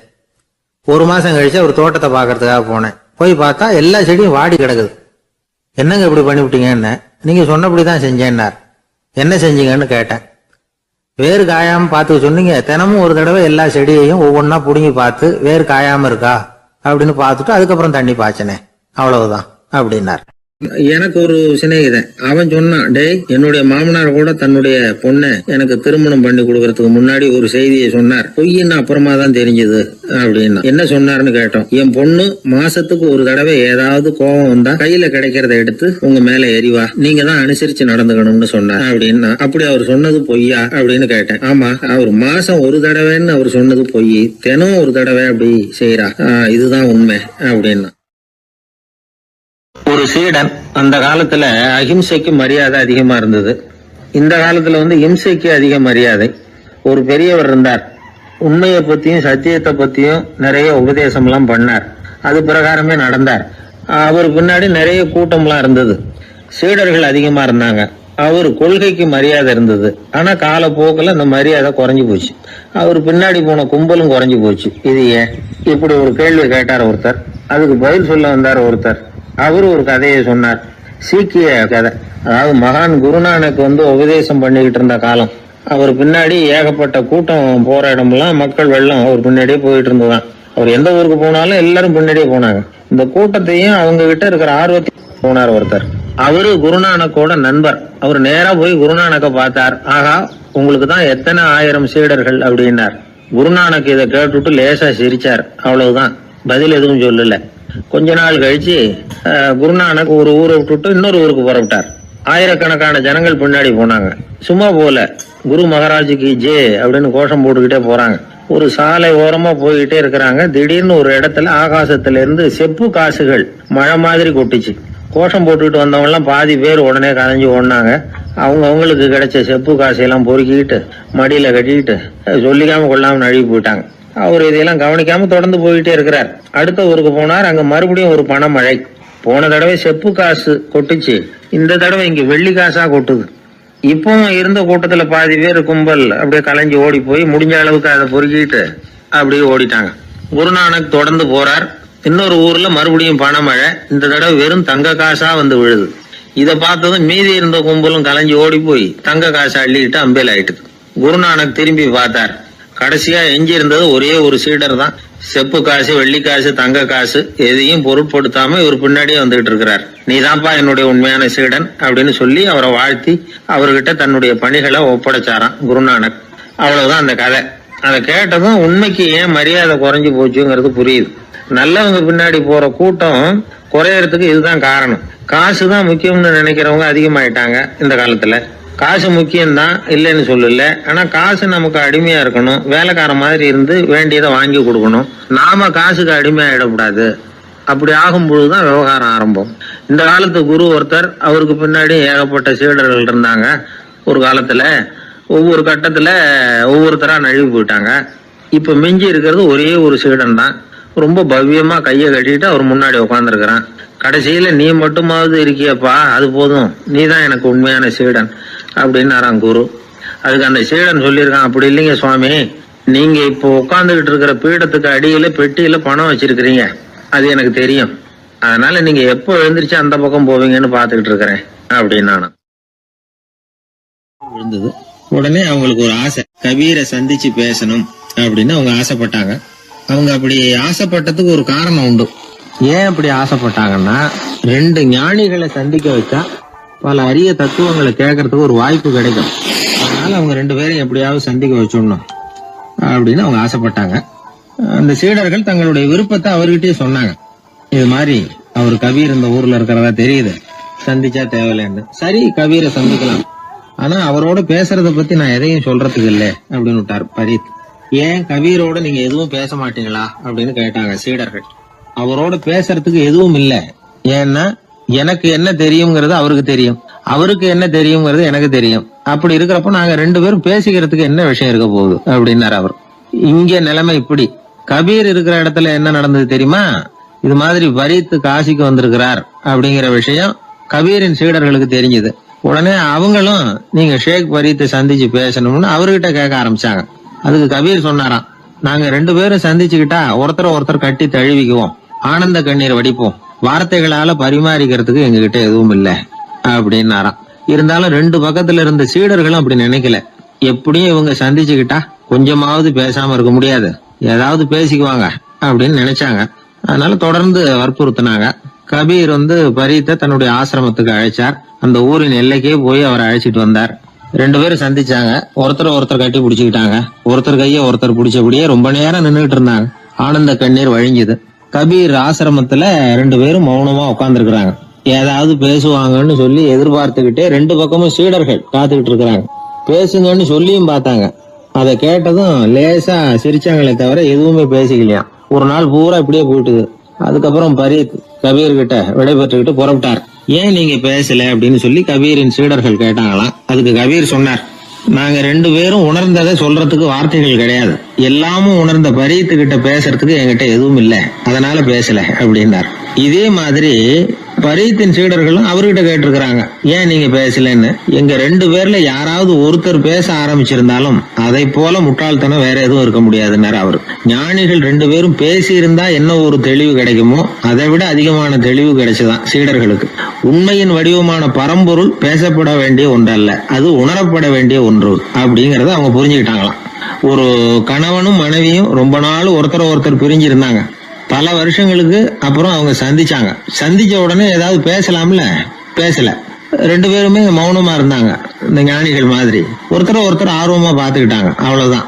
அந்த கணவனை தனியா கூப்பிட்டுக்கிட்டு போய் ஒருத்தர் விசாரிச்சார், ஏன்பா இவ்வளவு நாள் கழிச்சு சந்திக்கிறீங்க, நீயாவது முதல்ல வாயை திறக்கப்படாதான்னார். அதுக்கு அவர் சொன்னார், ஏற்கனவே நான் வாயை திறந்ததுனால தானே சார் இவ்வளவு காலமும் பிரிஞ்சு இருக்கிறது மாதிரி ஆச்சு, அதனால அவசரப்படாம பொறுமையா இருக்கிறேன் அப்படின்னாராம். அதனால பேச்சு பெருசுதான், இருந்தாலும் மௌனம் அதை விட பெரியது அப்படிங்கறத ஒரு வாழ்வியல் உண்மையாக நாம புரிஞ்சுக்கணும். ஒரு சீடன் வெளியூர் புறப்படுறதுக்கு தயாரா இருந்தான். ரொம்ப தூரம் போக போறான். திரும்பி வர நாளாகும். புறப்படுறதுக்கான ஆயத்த வேலைகள்ல ஈடுபட்டிருந்தான். அந்த சமயம் பார்த்து இன்னொரு சீடன் அவங்கிட்ட வந்தான். நம்ம குரு உன்னை அழைச்சிட்டு வர சொன்னார், வா அப்படின்னு கூப்பிட்டான். இவன் உடனே புறப்பட்டு போனான். குருநாதரை பார்த்தான். அவர் காலில் விழுந்து வணங்கினான். வணங்கிட்டு எழுந்திரிச்சான். அவ்வளவுதான். குரு ஏதாவது உபதேசம் பண்ணுவாருன்னு எதிர்பார்த்தான். ஆனா நடந்தது என்ன தெரியுமா? குரு அவனுக்கு ஓங்கி ஒரு அடி கொடுத்தார். எதிர்பாராம இந்த அடியை வாங்கினதும் அந்த சீடன் அதிர்ந்து போயிட்டான்.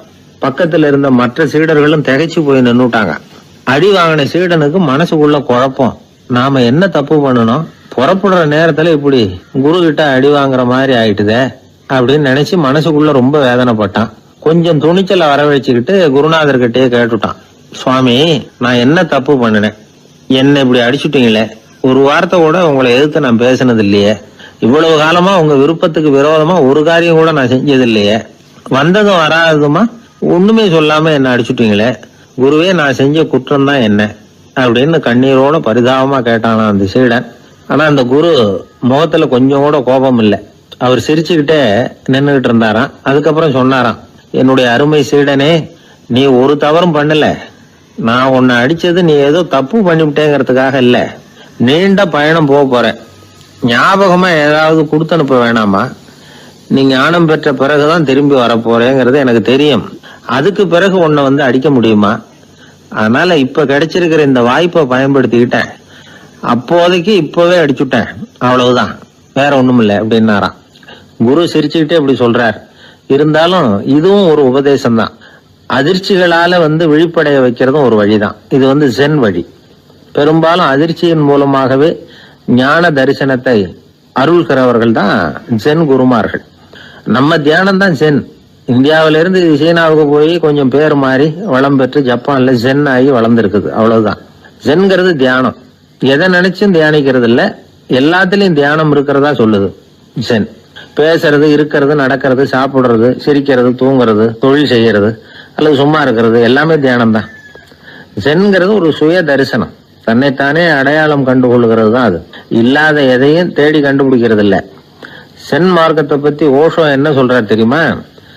காணாமல் போன தன்னுடைய மூக்கு கண்ணாடி தன்னுடைய மூக்கின் மேல் இருப்பதை கண்டுகொள்வது போன்றது சென் அப்படிங்கிறார்.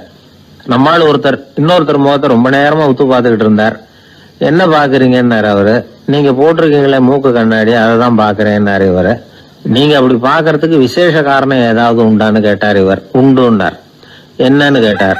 நேத்திக்கு காணாம போன என்னோட மூக்கு கண்ணாடி அது அப்படின்னாராம் இவர். எதிர்காலத்தை நினைச்சா எனக்கு ரொம்ப பயமா இருக்கு சார் அப்படின்னு சொல்றவங்க நிறைய பேர் இருக்கிறாங்க. அதாவது பயப்படாத மனிதர்கள்னு யாருமே கிடையாது. ஒவ்வொருத்தருக்கும் ஒவ்வொரு விதமான பயம் இருந்தாலும் ஒட்டுமொத்தமா பாக்குறப்போ மனிதனுக்கு 6 விதமான பய உணர்வுகள் வரலாம் அப்படின்னு பெரியவங்க சொல்றாங்க.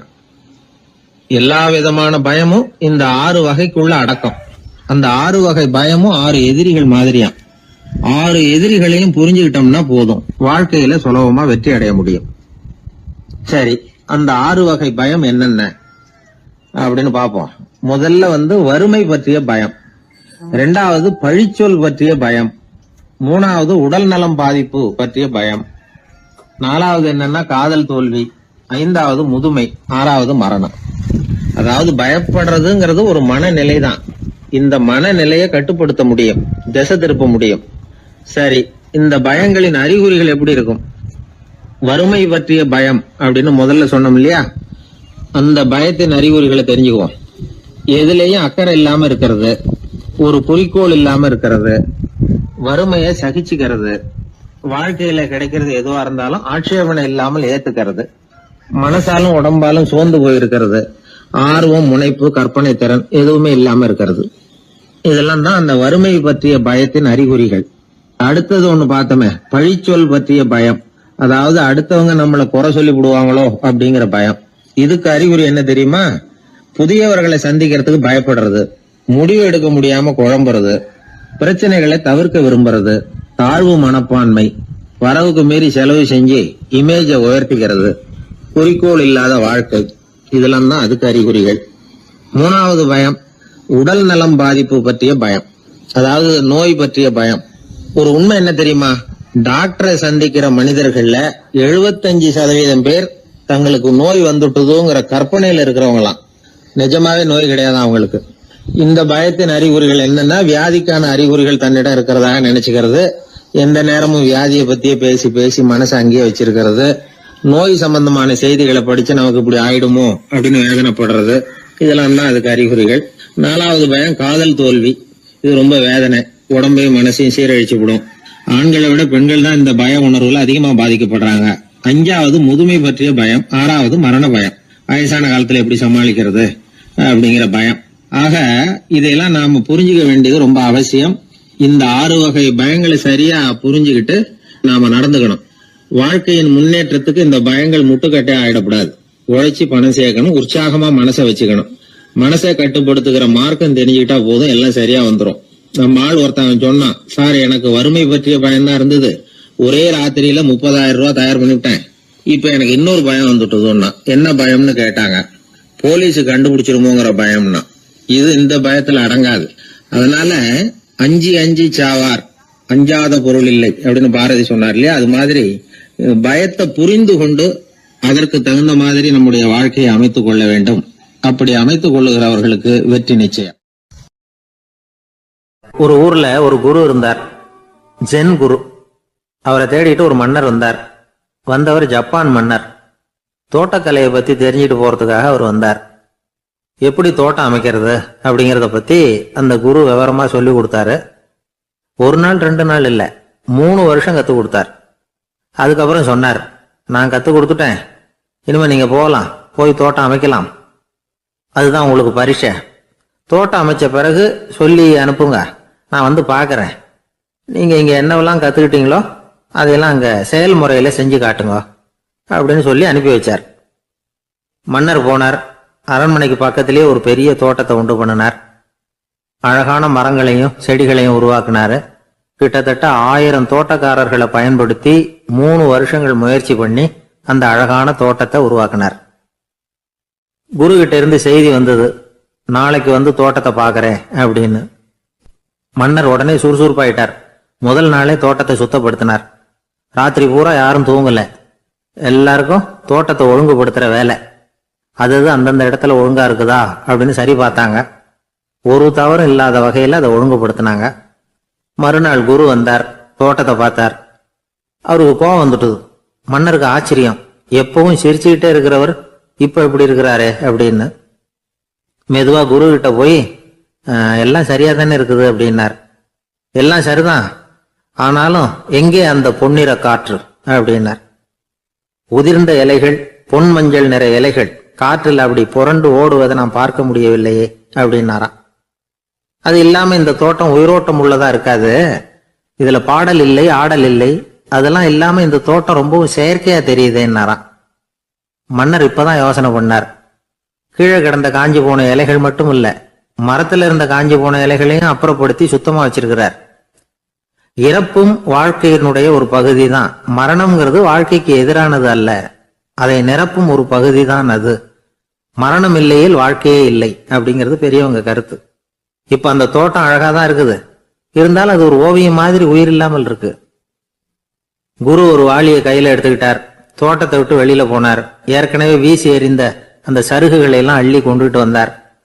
உள்ள எல்லா இடங்கள்லயும் அதை வீசினார். உடனே காத்து அந்த காய்ந்த சருகுகளையும் பழுத்த இலைகளையும் அசைக்க ஆரம்பிச்சுட்டுது. இப்போ அங்க சலசல சத்தம், சங்கீதம், இலைகளின் நடனம், ஓவியம் மாதிரி இருந்த அந்த தோட்டத்துக்கு இப்போ உயிர் வந்துட்டுது. இதுதான் அந்த பொன்னான காற்று அப்படின்னாராம் குரு. மன்னருக்கு புரிஞ்சுது.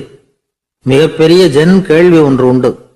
உம்மான் அப்படிங்கிற ஒரு பெரிய குருவை பார்த்து துறவி ஒருத்தர் கேட்டாராம், இலைகள் எல்லாம் கீழே விழுந்து மரங்கள் மொட்டையாக இருக்கும் பொழுது என்ன நடக்கும்?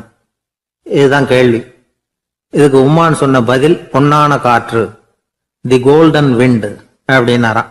இதுக்கு என்ன விளக்கம்னா, உன்னுடைய எண்ணங்கள் எல்லாம் உன்னுடைய மனசிலிருந்து கீழே விழுந்து உனது உள்ளுணர்வானது மொட்டையாக நிற்கும் நிலைதான் அது. உனது வேர்களின் அருகில் காற்று வீசுகிறது. எல்லா எண்ணங்களும் உன்னிலிருந்து வெகு தூரத்துக்கு புரண்டு கொண்டே சென்று விடுகிறது. நீ அவற்றை கடந்து விட்டால் நீ அவைகளுக்கெல்லாம் மேலெழுந்து கீழே பார்ப்பவனைப் போல நிற்க ஆரம்பித்து விடுவாய். அதுதான் தியானம் என்பது அப்படின்னு சொல்றாங்க. தியானம்ங்கிறது எண்ணத்துக்கு எதிரானது இல்ல, தியானம்ங்கிறது எண்ணங்களை கடந்து செல்வதுதான். அதுக்கப்புறம் நாம பொன்னிற காற்றுல ஆட ஆரம்பிச்சிருவோம். இதுதான் பெரியவர்கள் சொல்றது. என்கிட்ட ஒருத்தர் தோட்டம் அமைக்கணும்னு யோசனை கேட்டு வந்தார். எல்லாம் சொல்லி கொடுத்தேன். செடிகள்லாம் செழிப்பா வளரணும்னா வேர் காயாம பாத்துக்குங்க, தினமும் தண்ணி விடுங்க அப்படின்னு சொல்லி அனுப்பி வச்சேன். ஒரு மாசம் கழிச்சு ஒரு தோட்டத்தை பாக்குறதுக்காக போனேன். போய் பார்த்தா எல்லா செடியும் வாடி கிடக்குது. என்னங்க இப்படி பண்ணிவிட்டீங்கன்னு. நீங்க சொன்னபடிதான் செஞ்சேன்னார். என்ன செஞ்சீங்கன்னு கேட்டேன். வேறு காயாம பார்த்துக்க சொன்னீங்க, தினமும் ஒரு தடவை எல்லா செடியையும் ஒவ்வொன்னா புடுங்கி பார்த்து வேறு காயாம இருக்கா அப்படின்னு பார்த்துட்டு அதுக்கப்புறம் தண்ணி பாய்ச்சனே, அவ்வளவுதான் அப்படின்னார். நம்மள மாதிரி ஒரு ஆசாமி அவன் நம்மள மாதிரியே கற்பனை பண்ணான். அதாவது நாம தான் இந்த உலகத்துல ரொம்பவும் கஷ்டப்படுறோம், மத்தவங்க எல்லாம் சந்தோஷமா இருக்கிறாங்க அப்படின்னு அவன் நினைச்சுக்கிட்டான். அவன் ஒரு நாள் கடவுளை வேண்டிக்கிட்டானா, சுவாமி இந்த உலகத்துல எவ்வளவோ பேர் இருக்கிறாங்க, ஒவ்வொருத்தருக்கும் ஒவ்வொரு விதமான கஷ்டம் இருக்கலாம், ஒத்துக்கிறேன். இருந்தாலும் எனக்கு அது கொஞ்சம் அதிகமா இருக்கிறது மாதிரி தெரியுது. அதனால நீங்க எனக்காக ஒரு சின்ன உதவி செஞ்சா போதும். அது வேற ஒண்ணும் இல்ல, என்கிட்ட இருக்கிற துயரங்களை இன்னொருத்தர் யாருகிட்டயாவது கொடுத்துருங்க, அவர்கிட்ட இருக்கிற துயரங்களை என்கிட்ட மாத்தி கொடுத்துருங்க. ஒரு மியூச்சுவல் டிரான்ஸ்பர், அவ்வளவுதான். அப்படி பண்ணிவிட்டா போதும் அப்படின்னு வேண்டிக்கிட்டானா. அன்னைக்கு ராத்திரியே அவன் ஒரு கனவு கண்டிருக்கான். வானத்திலிருந்து ஒரு குரல் கேட்டிருக்கு. அது என்ன சொல்லிச்சு தெரியுமா? ஏ ஜனங்களே, எல்லாரும் அவங்க கஷ்டங்களை ஒரு பையில போட்டு எடுத்துக்குங்க. அப்படி எடுத்துக்கிட்டு நேரா இந்த ஊர் எல்லையில இருக்கிற கோயிலுக்கு சேருங்க அப்படின்னு அந்த குரல்.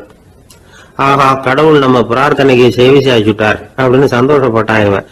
உடனே என்ன பண்ணான், தன்கிட்ட இருந்த கஷ்டத்தையெல்லாம் ஒரு சாக்கு பையில போட்டு எடுத்துக்கிட்டான். வீட்டை விட்டு வெளியில வந்தான். தெருவுல இறங்கி நடக்கிறான். அங்க பார்த்தா ஏகப்பட்ட பேர் ஆளுக்கு ஒரு பைய தூக்கிக்கிட்டு கோயிலுக்கு போயிட்டு இருக்கிறாங்க. சில பேர் மூட்டையா கட்டி தலையில சுமந்துக்கிட்டு போயிட்டு இருக்கிறாங்க. இவன் பார்த்தான். இவனுக்கு ரொம்ப ஆச்சரியமா இருந்தது. ஏன்னா எல்லாரும் வச்சிருக்கிற பைய இவன் பைய விட பெருசா இருந்தது. இவன் பை தான் இருக்கிறதுலயே கொஞ்சம் சின்னதா தெரிஞ்சது. இப்ப அவன் மறுபடியும் சாமியை வேண்டிக்கிட்டான், கடவுளே இப்ப உள்ள சூழ்நிலையை கவனிச்சா என்கிட்ட இருக்கிற பைய பரவாயில்லன்னு தோணுது. அதனால வேற பை எதையும் மாத்த வேணாம், இதுவே பரவாயில்ல, இந்த பையோட திரும்பி வீட்டுக்கு போனா போதும்னு நினைக்கிறேன் அப்படின்னு எதோ நினைக்க ஆரம்பிச்சுட்டான். எல்லாரும் கோயிலுக்கு போய் சேர்ந்தாங்க. கோயில்ல அந்த குரல் மறுபடியும் கேட்டுது. எல்லாரும் அவங்கவுங்க பைகளை சோகத்துல தொங்க விடுங்க, திடீர்னு விளக்குகள் அணையும், மணி அடிக்கப்படும், அதுதான் அடையாளம். அந்த சமயத்துல இருட்டுல உங்களுக்கு வேண்டிய பைய நீங்க மாத்தி எடுத்துக்கலாம், தேர்ந்தெடுத்துக்கலாம். வெளிச்சம் இருக்கிறப்பவே உங்களுக்கு பிடிச்ச பைக்கு பக்கமா பார்த்து நீங்க நின்னுக்கலாம் அப்படின்னு சொல்லி விவரம் சொல்லிச்சான் அந்த குரல். அப்படி சொன்னதுக்கு அப்புறம் திடீர்னு விளக்கு அணைஞ்சுது, மணி அடிச்சுது. கொஞ்ச நேரம் கழிச்சு மறுபடியும் விளக்குகள்லாம் எரிஞ்சுது. இப்போ பார்த்தா எல்லாரும் அவங்கவுங்க பையே கெட்டியா பிடிச்சிட்டு நிக்கிறாங்க. இவனும் அப்படியே நிக்கிறான். இவன் மெதுவா பக்கத்துல நிக்கிறவங்க கிட்ட கேட்டானா, ஏன் நீங்க பைய கையிலேயே வச்சிருக்கிறீங்க, செவுத்துல மாட்டலையா அப்படின்னு கேட்டிருக்கான்.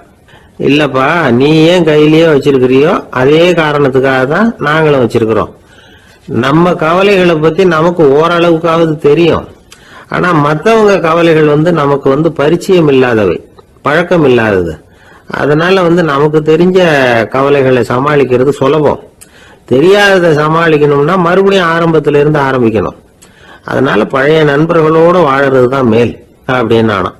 அதுக்கப்புறம் அவன் தன்னோட பையே போதும்னு வீட்டுக்கு திரும்பி வந்துட்டானான். இது ஒரு பெரியவர் சொல்லி இருக்கிற கதை. அதனால நம்ம கிட்ட இருக்கிற கஷ்டங்கள் தான் பெருசு, அதை இன்னொருத்தங்கிட்ட கொடுத்துட்டு மாத்திக்கலாம் அப்படின்னு நினைக்கிறது தப்பு. இதே மாதிரி இன்னொரு சம்பவம். ஒரு ஊர்ல ஒரு நாள் ராத்திரி ஆகாயத்தில இருந்து கடவுள் குரல் கேக்குது. இந்த ஊர்ல இருக்கிற ஜனங்கள்லாம் கொஞ்சம் கவனிங்க, உங்களுக்கு ஒரு செய்தி. அதாவது இங்க இருக்கிற ஜனங்கள்லயே கொஞ்சம் கூட கவலையே இல்லாத ஆள் யாருன்னு எனக்கு தெரியணும். அதனால எல்லாரும் அவங்க கவலைகளை ஒரு பையில போட்டு எடுத்துக்கிட்டு கோயிலுக்கு வாங்க அப்படின்னாரு கடவுள். உடனே வரிசையா எல்லாரும் வர ஆரம்பிச்சாங்க. எல்லார் கையிலயும் பை இருந்தது, சின்னதும் பெருசுமா.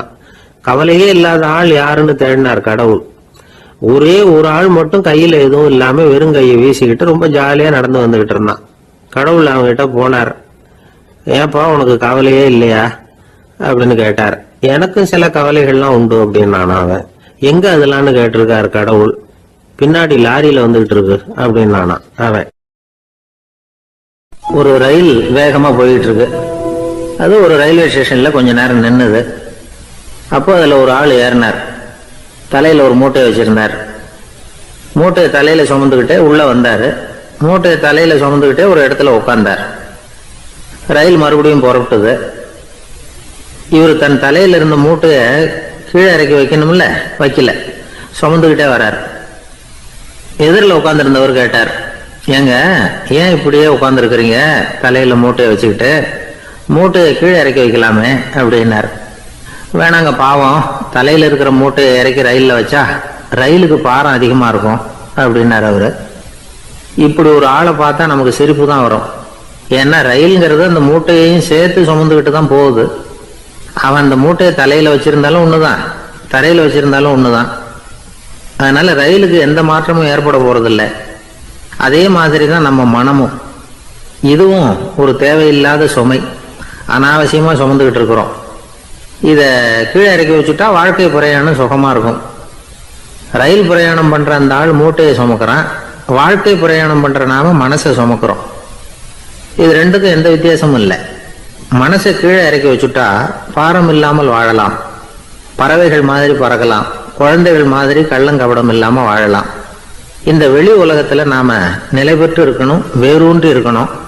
அதே சமயம் நம்முடைய உள்வெளியில ஆன்மீக வாழ்க்கையில பாரம் இல்லாம இருக்கணும். அப்போ பறக்கணும், நதியை போல ஓடணும், மிதக்கணும். பயணம் சுகமா இருக்கும், களைப்பு தெரியாது, கவலை தெரியாது. ஒரு சீடன் போதி தர்மரை நாடி வந்தான். குருவே, நீங்கள் என்ன வெறுமையாக இருக்க சொன்னீங்க, நான் இப்ப மறுபடியும் வெறுமையானவன் ஆகிட்டேன், அதனால இப்ப என்ன செய்ய சொல்றீங்க என்ன அப்படின்னு சொல்லி நின்னான். உடனே அந்த குரு பக்கத்துல இருந்த ஒரு குச்சியை எடுத்து அவன் தலையில அடிச்சு, போய் அந்த வெற்றுத்தன்மையையும் வீசி எறிந்து விட்டு வா அப்படின்னார். நான் இப்போ காலியா இருக்கிறேன்னு ஒருத்தன் சொல்றான்னு வச்சுங்க, அது உண்மை இல்லை. ஏன்னா இன்னமும் அதுல நான்கிற எண்ணம் இருக்குது. எந்த சிந்தனையும் இல்லாம இருக்கிறது கடினம்தான். ஆனாலும் மனிதன் அதுல உள்ள நுட்பத்தை புரிஞ்சுக்கிட்டான்னா இவ்வளவு தூரம் தூக்கி சுமந்துக்கிட்டு வந்த அந்த மனதின் முட்டாள்தனத்தை அவனே பார்த்துட்டு சிரிப்பான். இதுதான் பெரியவங்க சொல்லியிருக்கிற ஆலோசனை. நம்மால் ஒருத்தன் தலையில ஒரு பெரிய மூங்கில் கூடையோட ரயில்ல உட்கார்ந்தான். கூட தலையில இருந்தது, கீழே இறக்கி வைக்கல. எதிரில் இருந்தவர் கேட்டார், ஏங்க எதுக்காக அதை அனாவசியமா சுமந்துக்கிட்டே இருக்கீங்க, கீழே இறக்கி வைங்களேன்னார். இல்லைங்க, நான் வீட்டை விட்டு புறப்படும் போதே என் பையன் சொல்லிவிட்டான் கூடைய தலையை விட்டு இறக்கக்கூடாதுன்னு அப்படின்னார். அவன் சின்ன பையன், விவரம் இல்லாம சொல்லியிருப்பான். இப்ப என்ன நேரில் வந்தா பார்த்துக்கிட்டு இருக்கிறான், நீங்க இறக்கி வைங்கன்னார் அவர். அவன் நேரில் பார்த்துக்கிட்டு இல்ல, இருந்தாலும் நான் இந்த கூடையை கீழே இறக்கி வச்சா அது அவனுக்கு தெரிஞ்சிடும் அப்படின்னாரு இவர். அது எப்படின்னார் அவர். அவன் தனக்கு டிக்கெட் வாங்க வேணாம்னு சொல்லி இப்ப இந்த கூடைக்குள்ளதான் உட்கார்ந்துருக்கிறான் அப்படின்னார் இவர். ஒரு ஊர்ல ஒரு இளைஞன் இருந்தான். ஒரு நாள் அவன் ஒரு குருவை தேடிட்டு புறப்பட்டான். ஊரை விட்டு வெளியில போனான். போகிற வழியில ஒரு காடு. அந்த காட்டுல ஒரு மரத்தடியில ஒரு பெரியவர் உட்கார்ந்துருக்கிறார். அமைதியா மௌனமா அவர் அமர்ந்திருக்கிறார். இந்த பெரியவரை விசாரிக்கலாம், குருவை தேடி கண்டுபிடிக்கிறதுக்கு இவர் ஏதாவது ஒரு வழி சொல்லி கொடுப்பார் அப்படின்னு நினைச்சுக்கிட்டு அவர் நெருங்கினான்.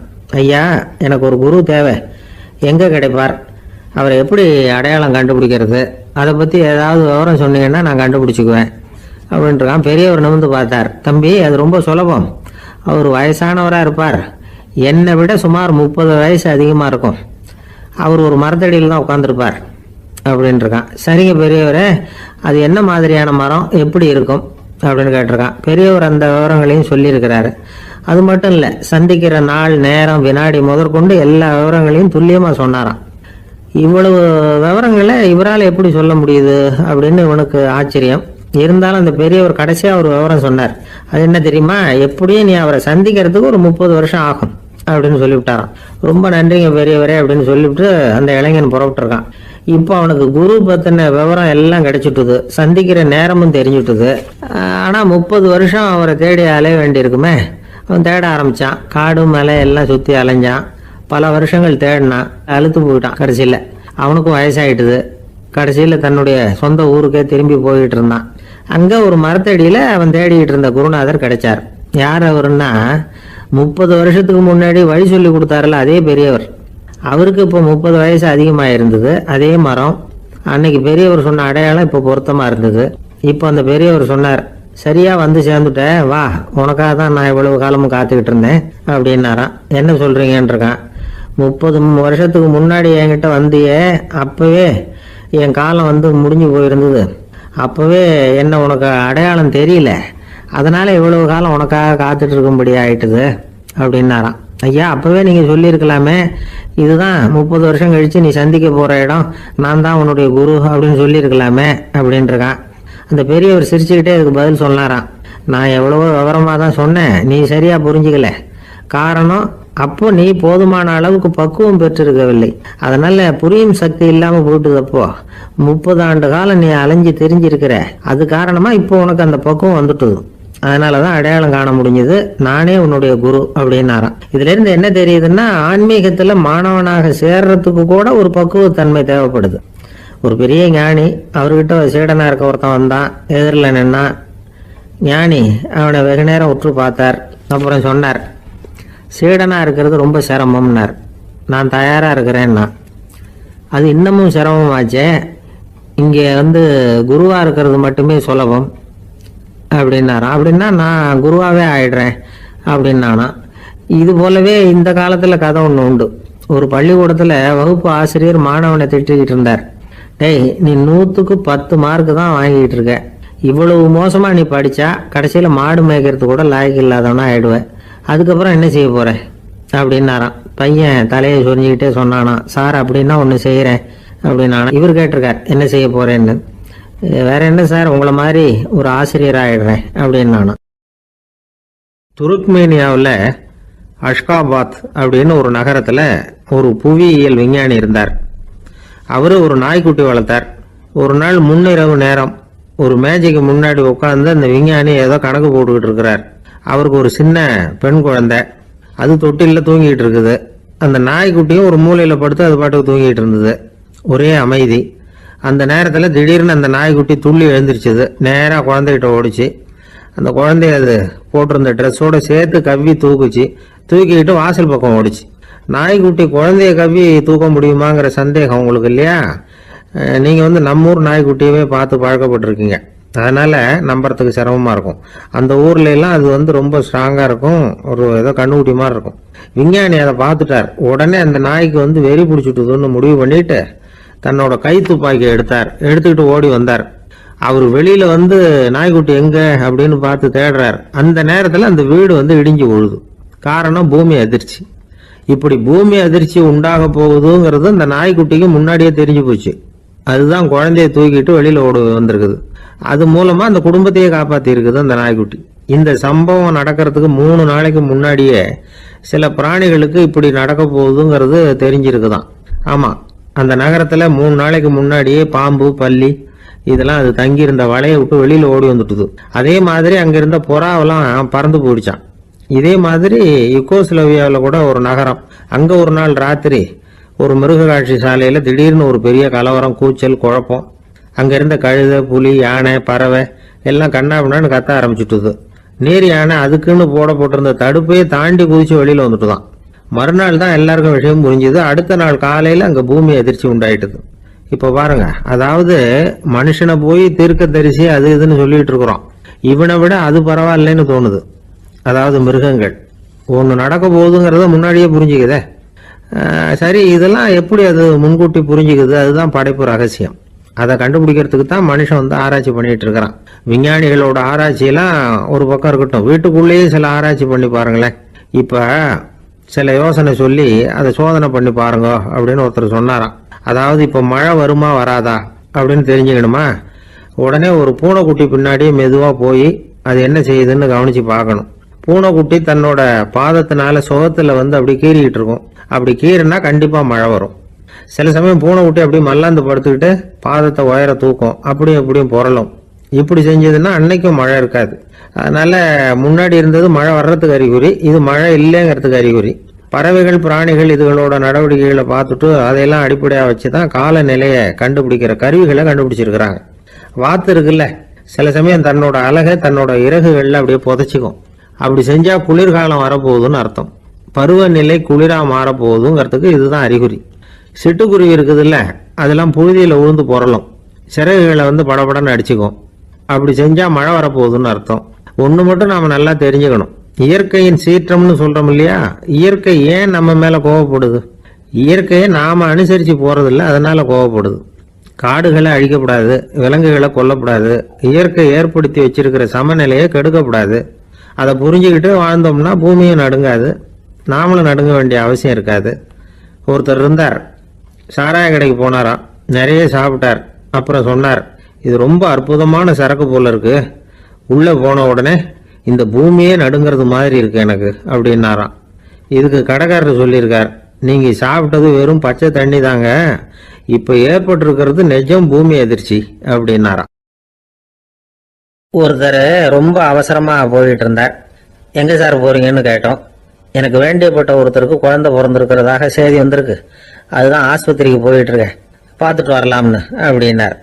அப்படின்னா கொஞ்சம் இப்படி உட்காருங்க அப்படின்னோம். சில விவரம்லாம் சொல்றேன், கேட்டுட்டு போங்க அப்படின்னோம். உட்காந்தார். அப்புறம் சொல்ல ஆரம்பிச்சோம். புதுசா பிறந்திருக்கிற ஒரு குழந்தைய பார்க்க போறதுன்னா அது சாதாரண விஷயம் இல்லை, அதுல ரொம்பவும் கவனமா நடந்துக்கணும். புது குழந்தைக்கு நோய் சுலபமா தொற்றும், முக்கியமா காற்று மூலமா பரவுற நோய்கள் சுலபமா வந்துடும். அதனால நமக்கு உடம்பு சரியில்லைன்னா குழந்தைய விட்டு கொஞ்சம் தள்ளியே இருக்கிறது தான் நல்லது. பெரியவங்களை பொறுத்த வரைக்கும் சாதாரணமா உள்ள ஒரு கிருமி கூட குழந்தைய பொறுத்த வரைக்கும் ரொம்ப மோசமான ஒரு கிருமியா இருக்கும். சில வெளிநாடுகள் எப்படி தெரியுமா, பிறந்த குழந்தை தூங்கிட்டு இருக்கிற ஒரு ரூமுக்கு போகணும்னா போறவங்க வந்து முகமூடி போட்டுக்கணும், காலணிகளை மாத்திக்கணும், அவ்வளவு சுத்தமா உள்ள போய் பார்த்துட்டு வரணும். பொதுவாக சில ஆஸ்பத்திரிகளில் பார்த்தீங்கன்னா பார்வையாளர்கள் நேரத்தில் விசிட்டிங் ஹவர்ஸ் தாயை விட்டு குழந்தைய தனியாக பிரித்து வச்சுருவாங்க. எதுக்குன்னு நினைக்கிறீங்க?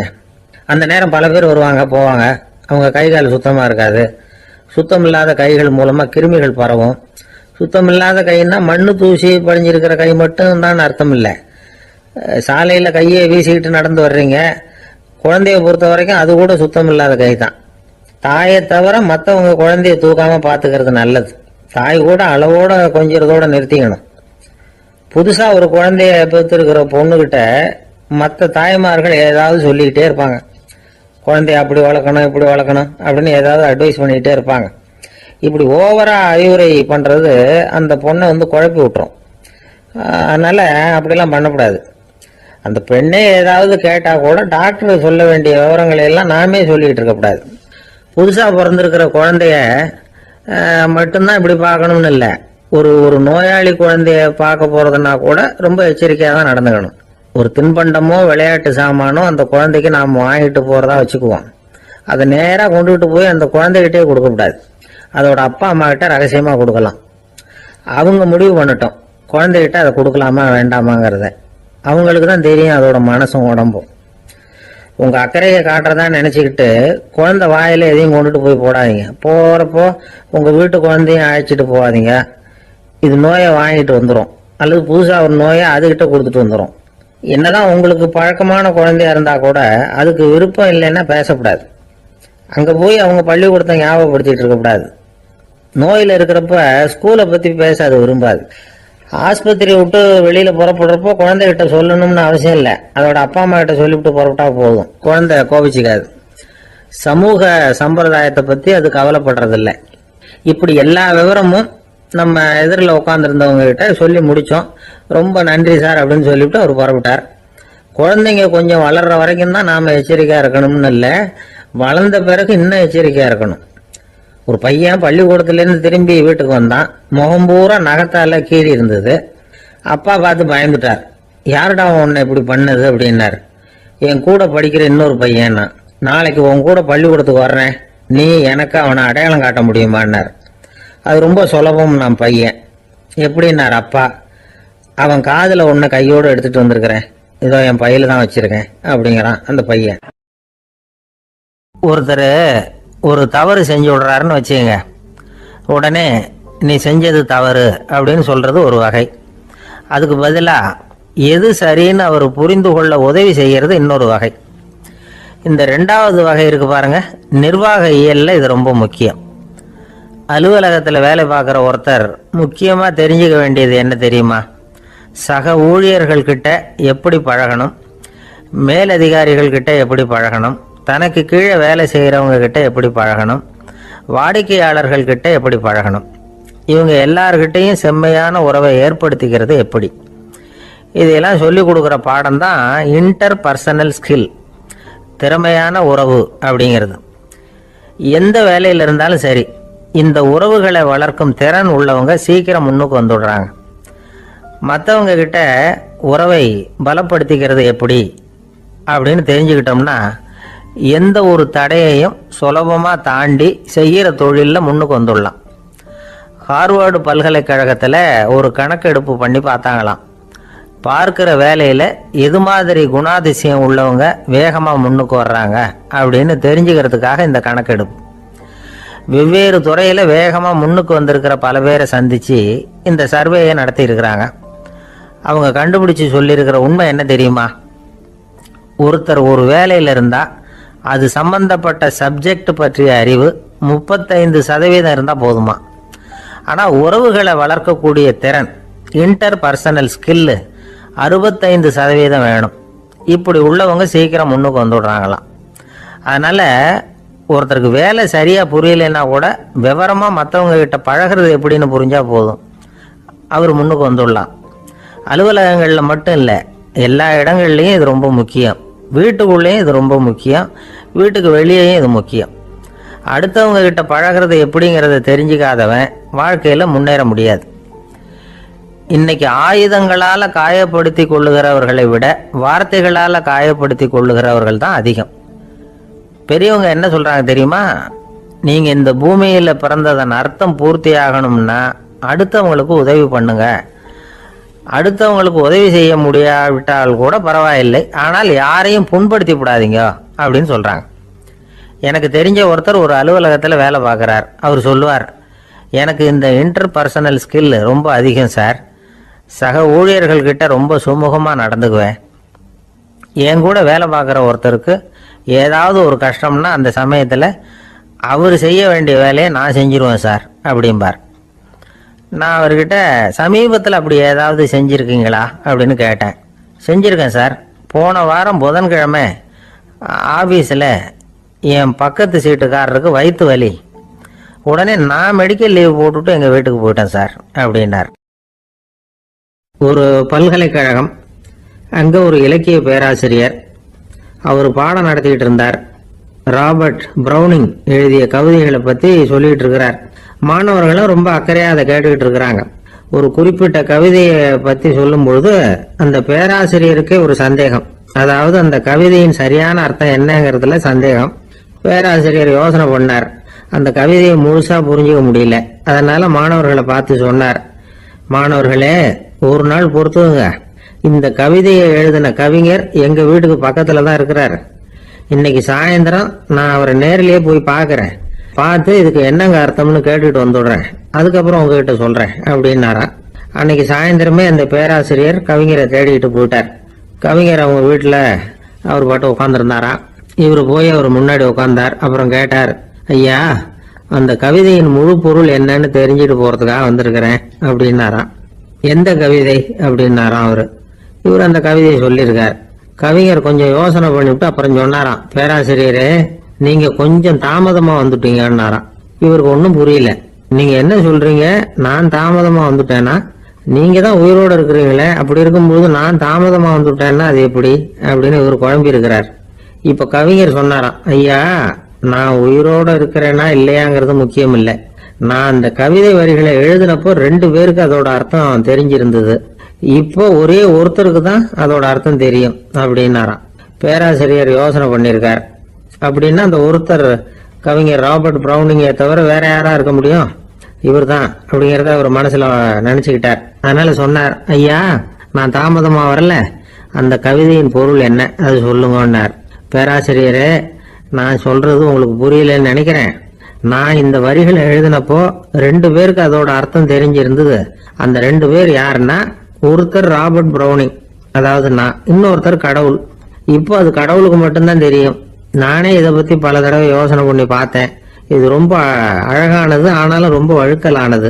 அதை பிடிச்சிட்டோம்னு நினைச்சிட்டு இருக்கும் பொழுதே காத்து மாதிரி அது உங்ககிட்ட இருந்து ஓடி போயிடுது. எனக்கு ரொம்ப வருத்தமா தான் இருக்குது. நிச்சயமா நான் தான் இந்த வரிகளை எழுதியிருக்கிறேன். அதுல அர்த்தம் இருக்குங்கிறது எனக்கு தெரியும். அதை நான் உணர்றேன். ஆனா நீங்க என்ன மன்னிக்கணும். எனக்கே கூட அதை என்னால விளக்க முடியல. அப்படி இருக்கும்போது உங்களுக்கு எப்படி அதை நான் விளக்க முடியும் அப்படின்னு அந்த கவிஞர். அனுபவிக்கப்படக்கூடிய எல்லாமே விளக்கப்படக்கூடிய ஒன்றல்ல, விளக்கப்படும் எல்லாமே அனுபவிக்கப்படக்கூடிய ஒன்றல்ல அப்படிங்கிறது ஞானிகளுடைய கருத்து. அதுக்காக தான் அந்த சம்பவம். வாழ்க்கையில நீங்கள் தொடர்ந்து ஆய்வு செய்து கொண்டே இருக்கக்கூடிய விளக்கங்களை ஒருபோதும் அடைய முடியாத பரிமாணங்கள் இருக்கிறதுனாலதான் அது அலுப்பு தட்டாம இருக்குது. உங்களால நிறைய அனுபவிக்க முடியும்.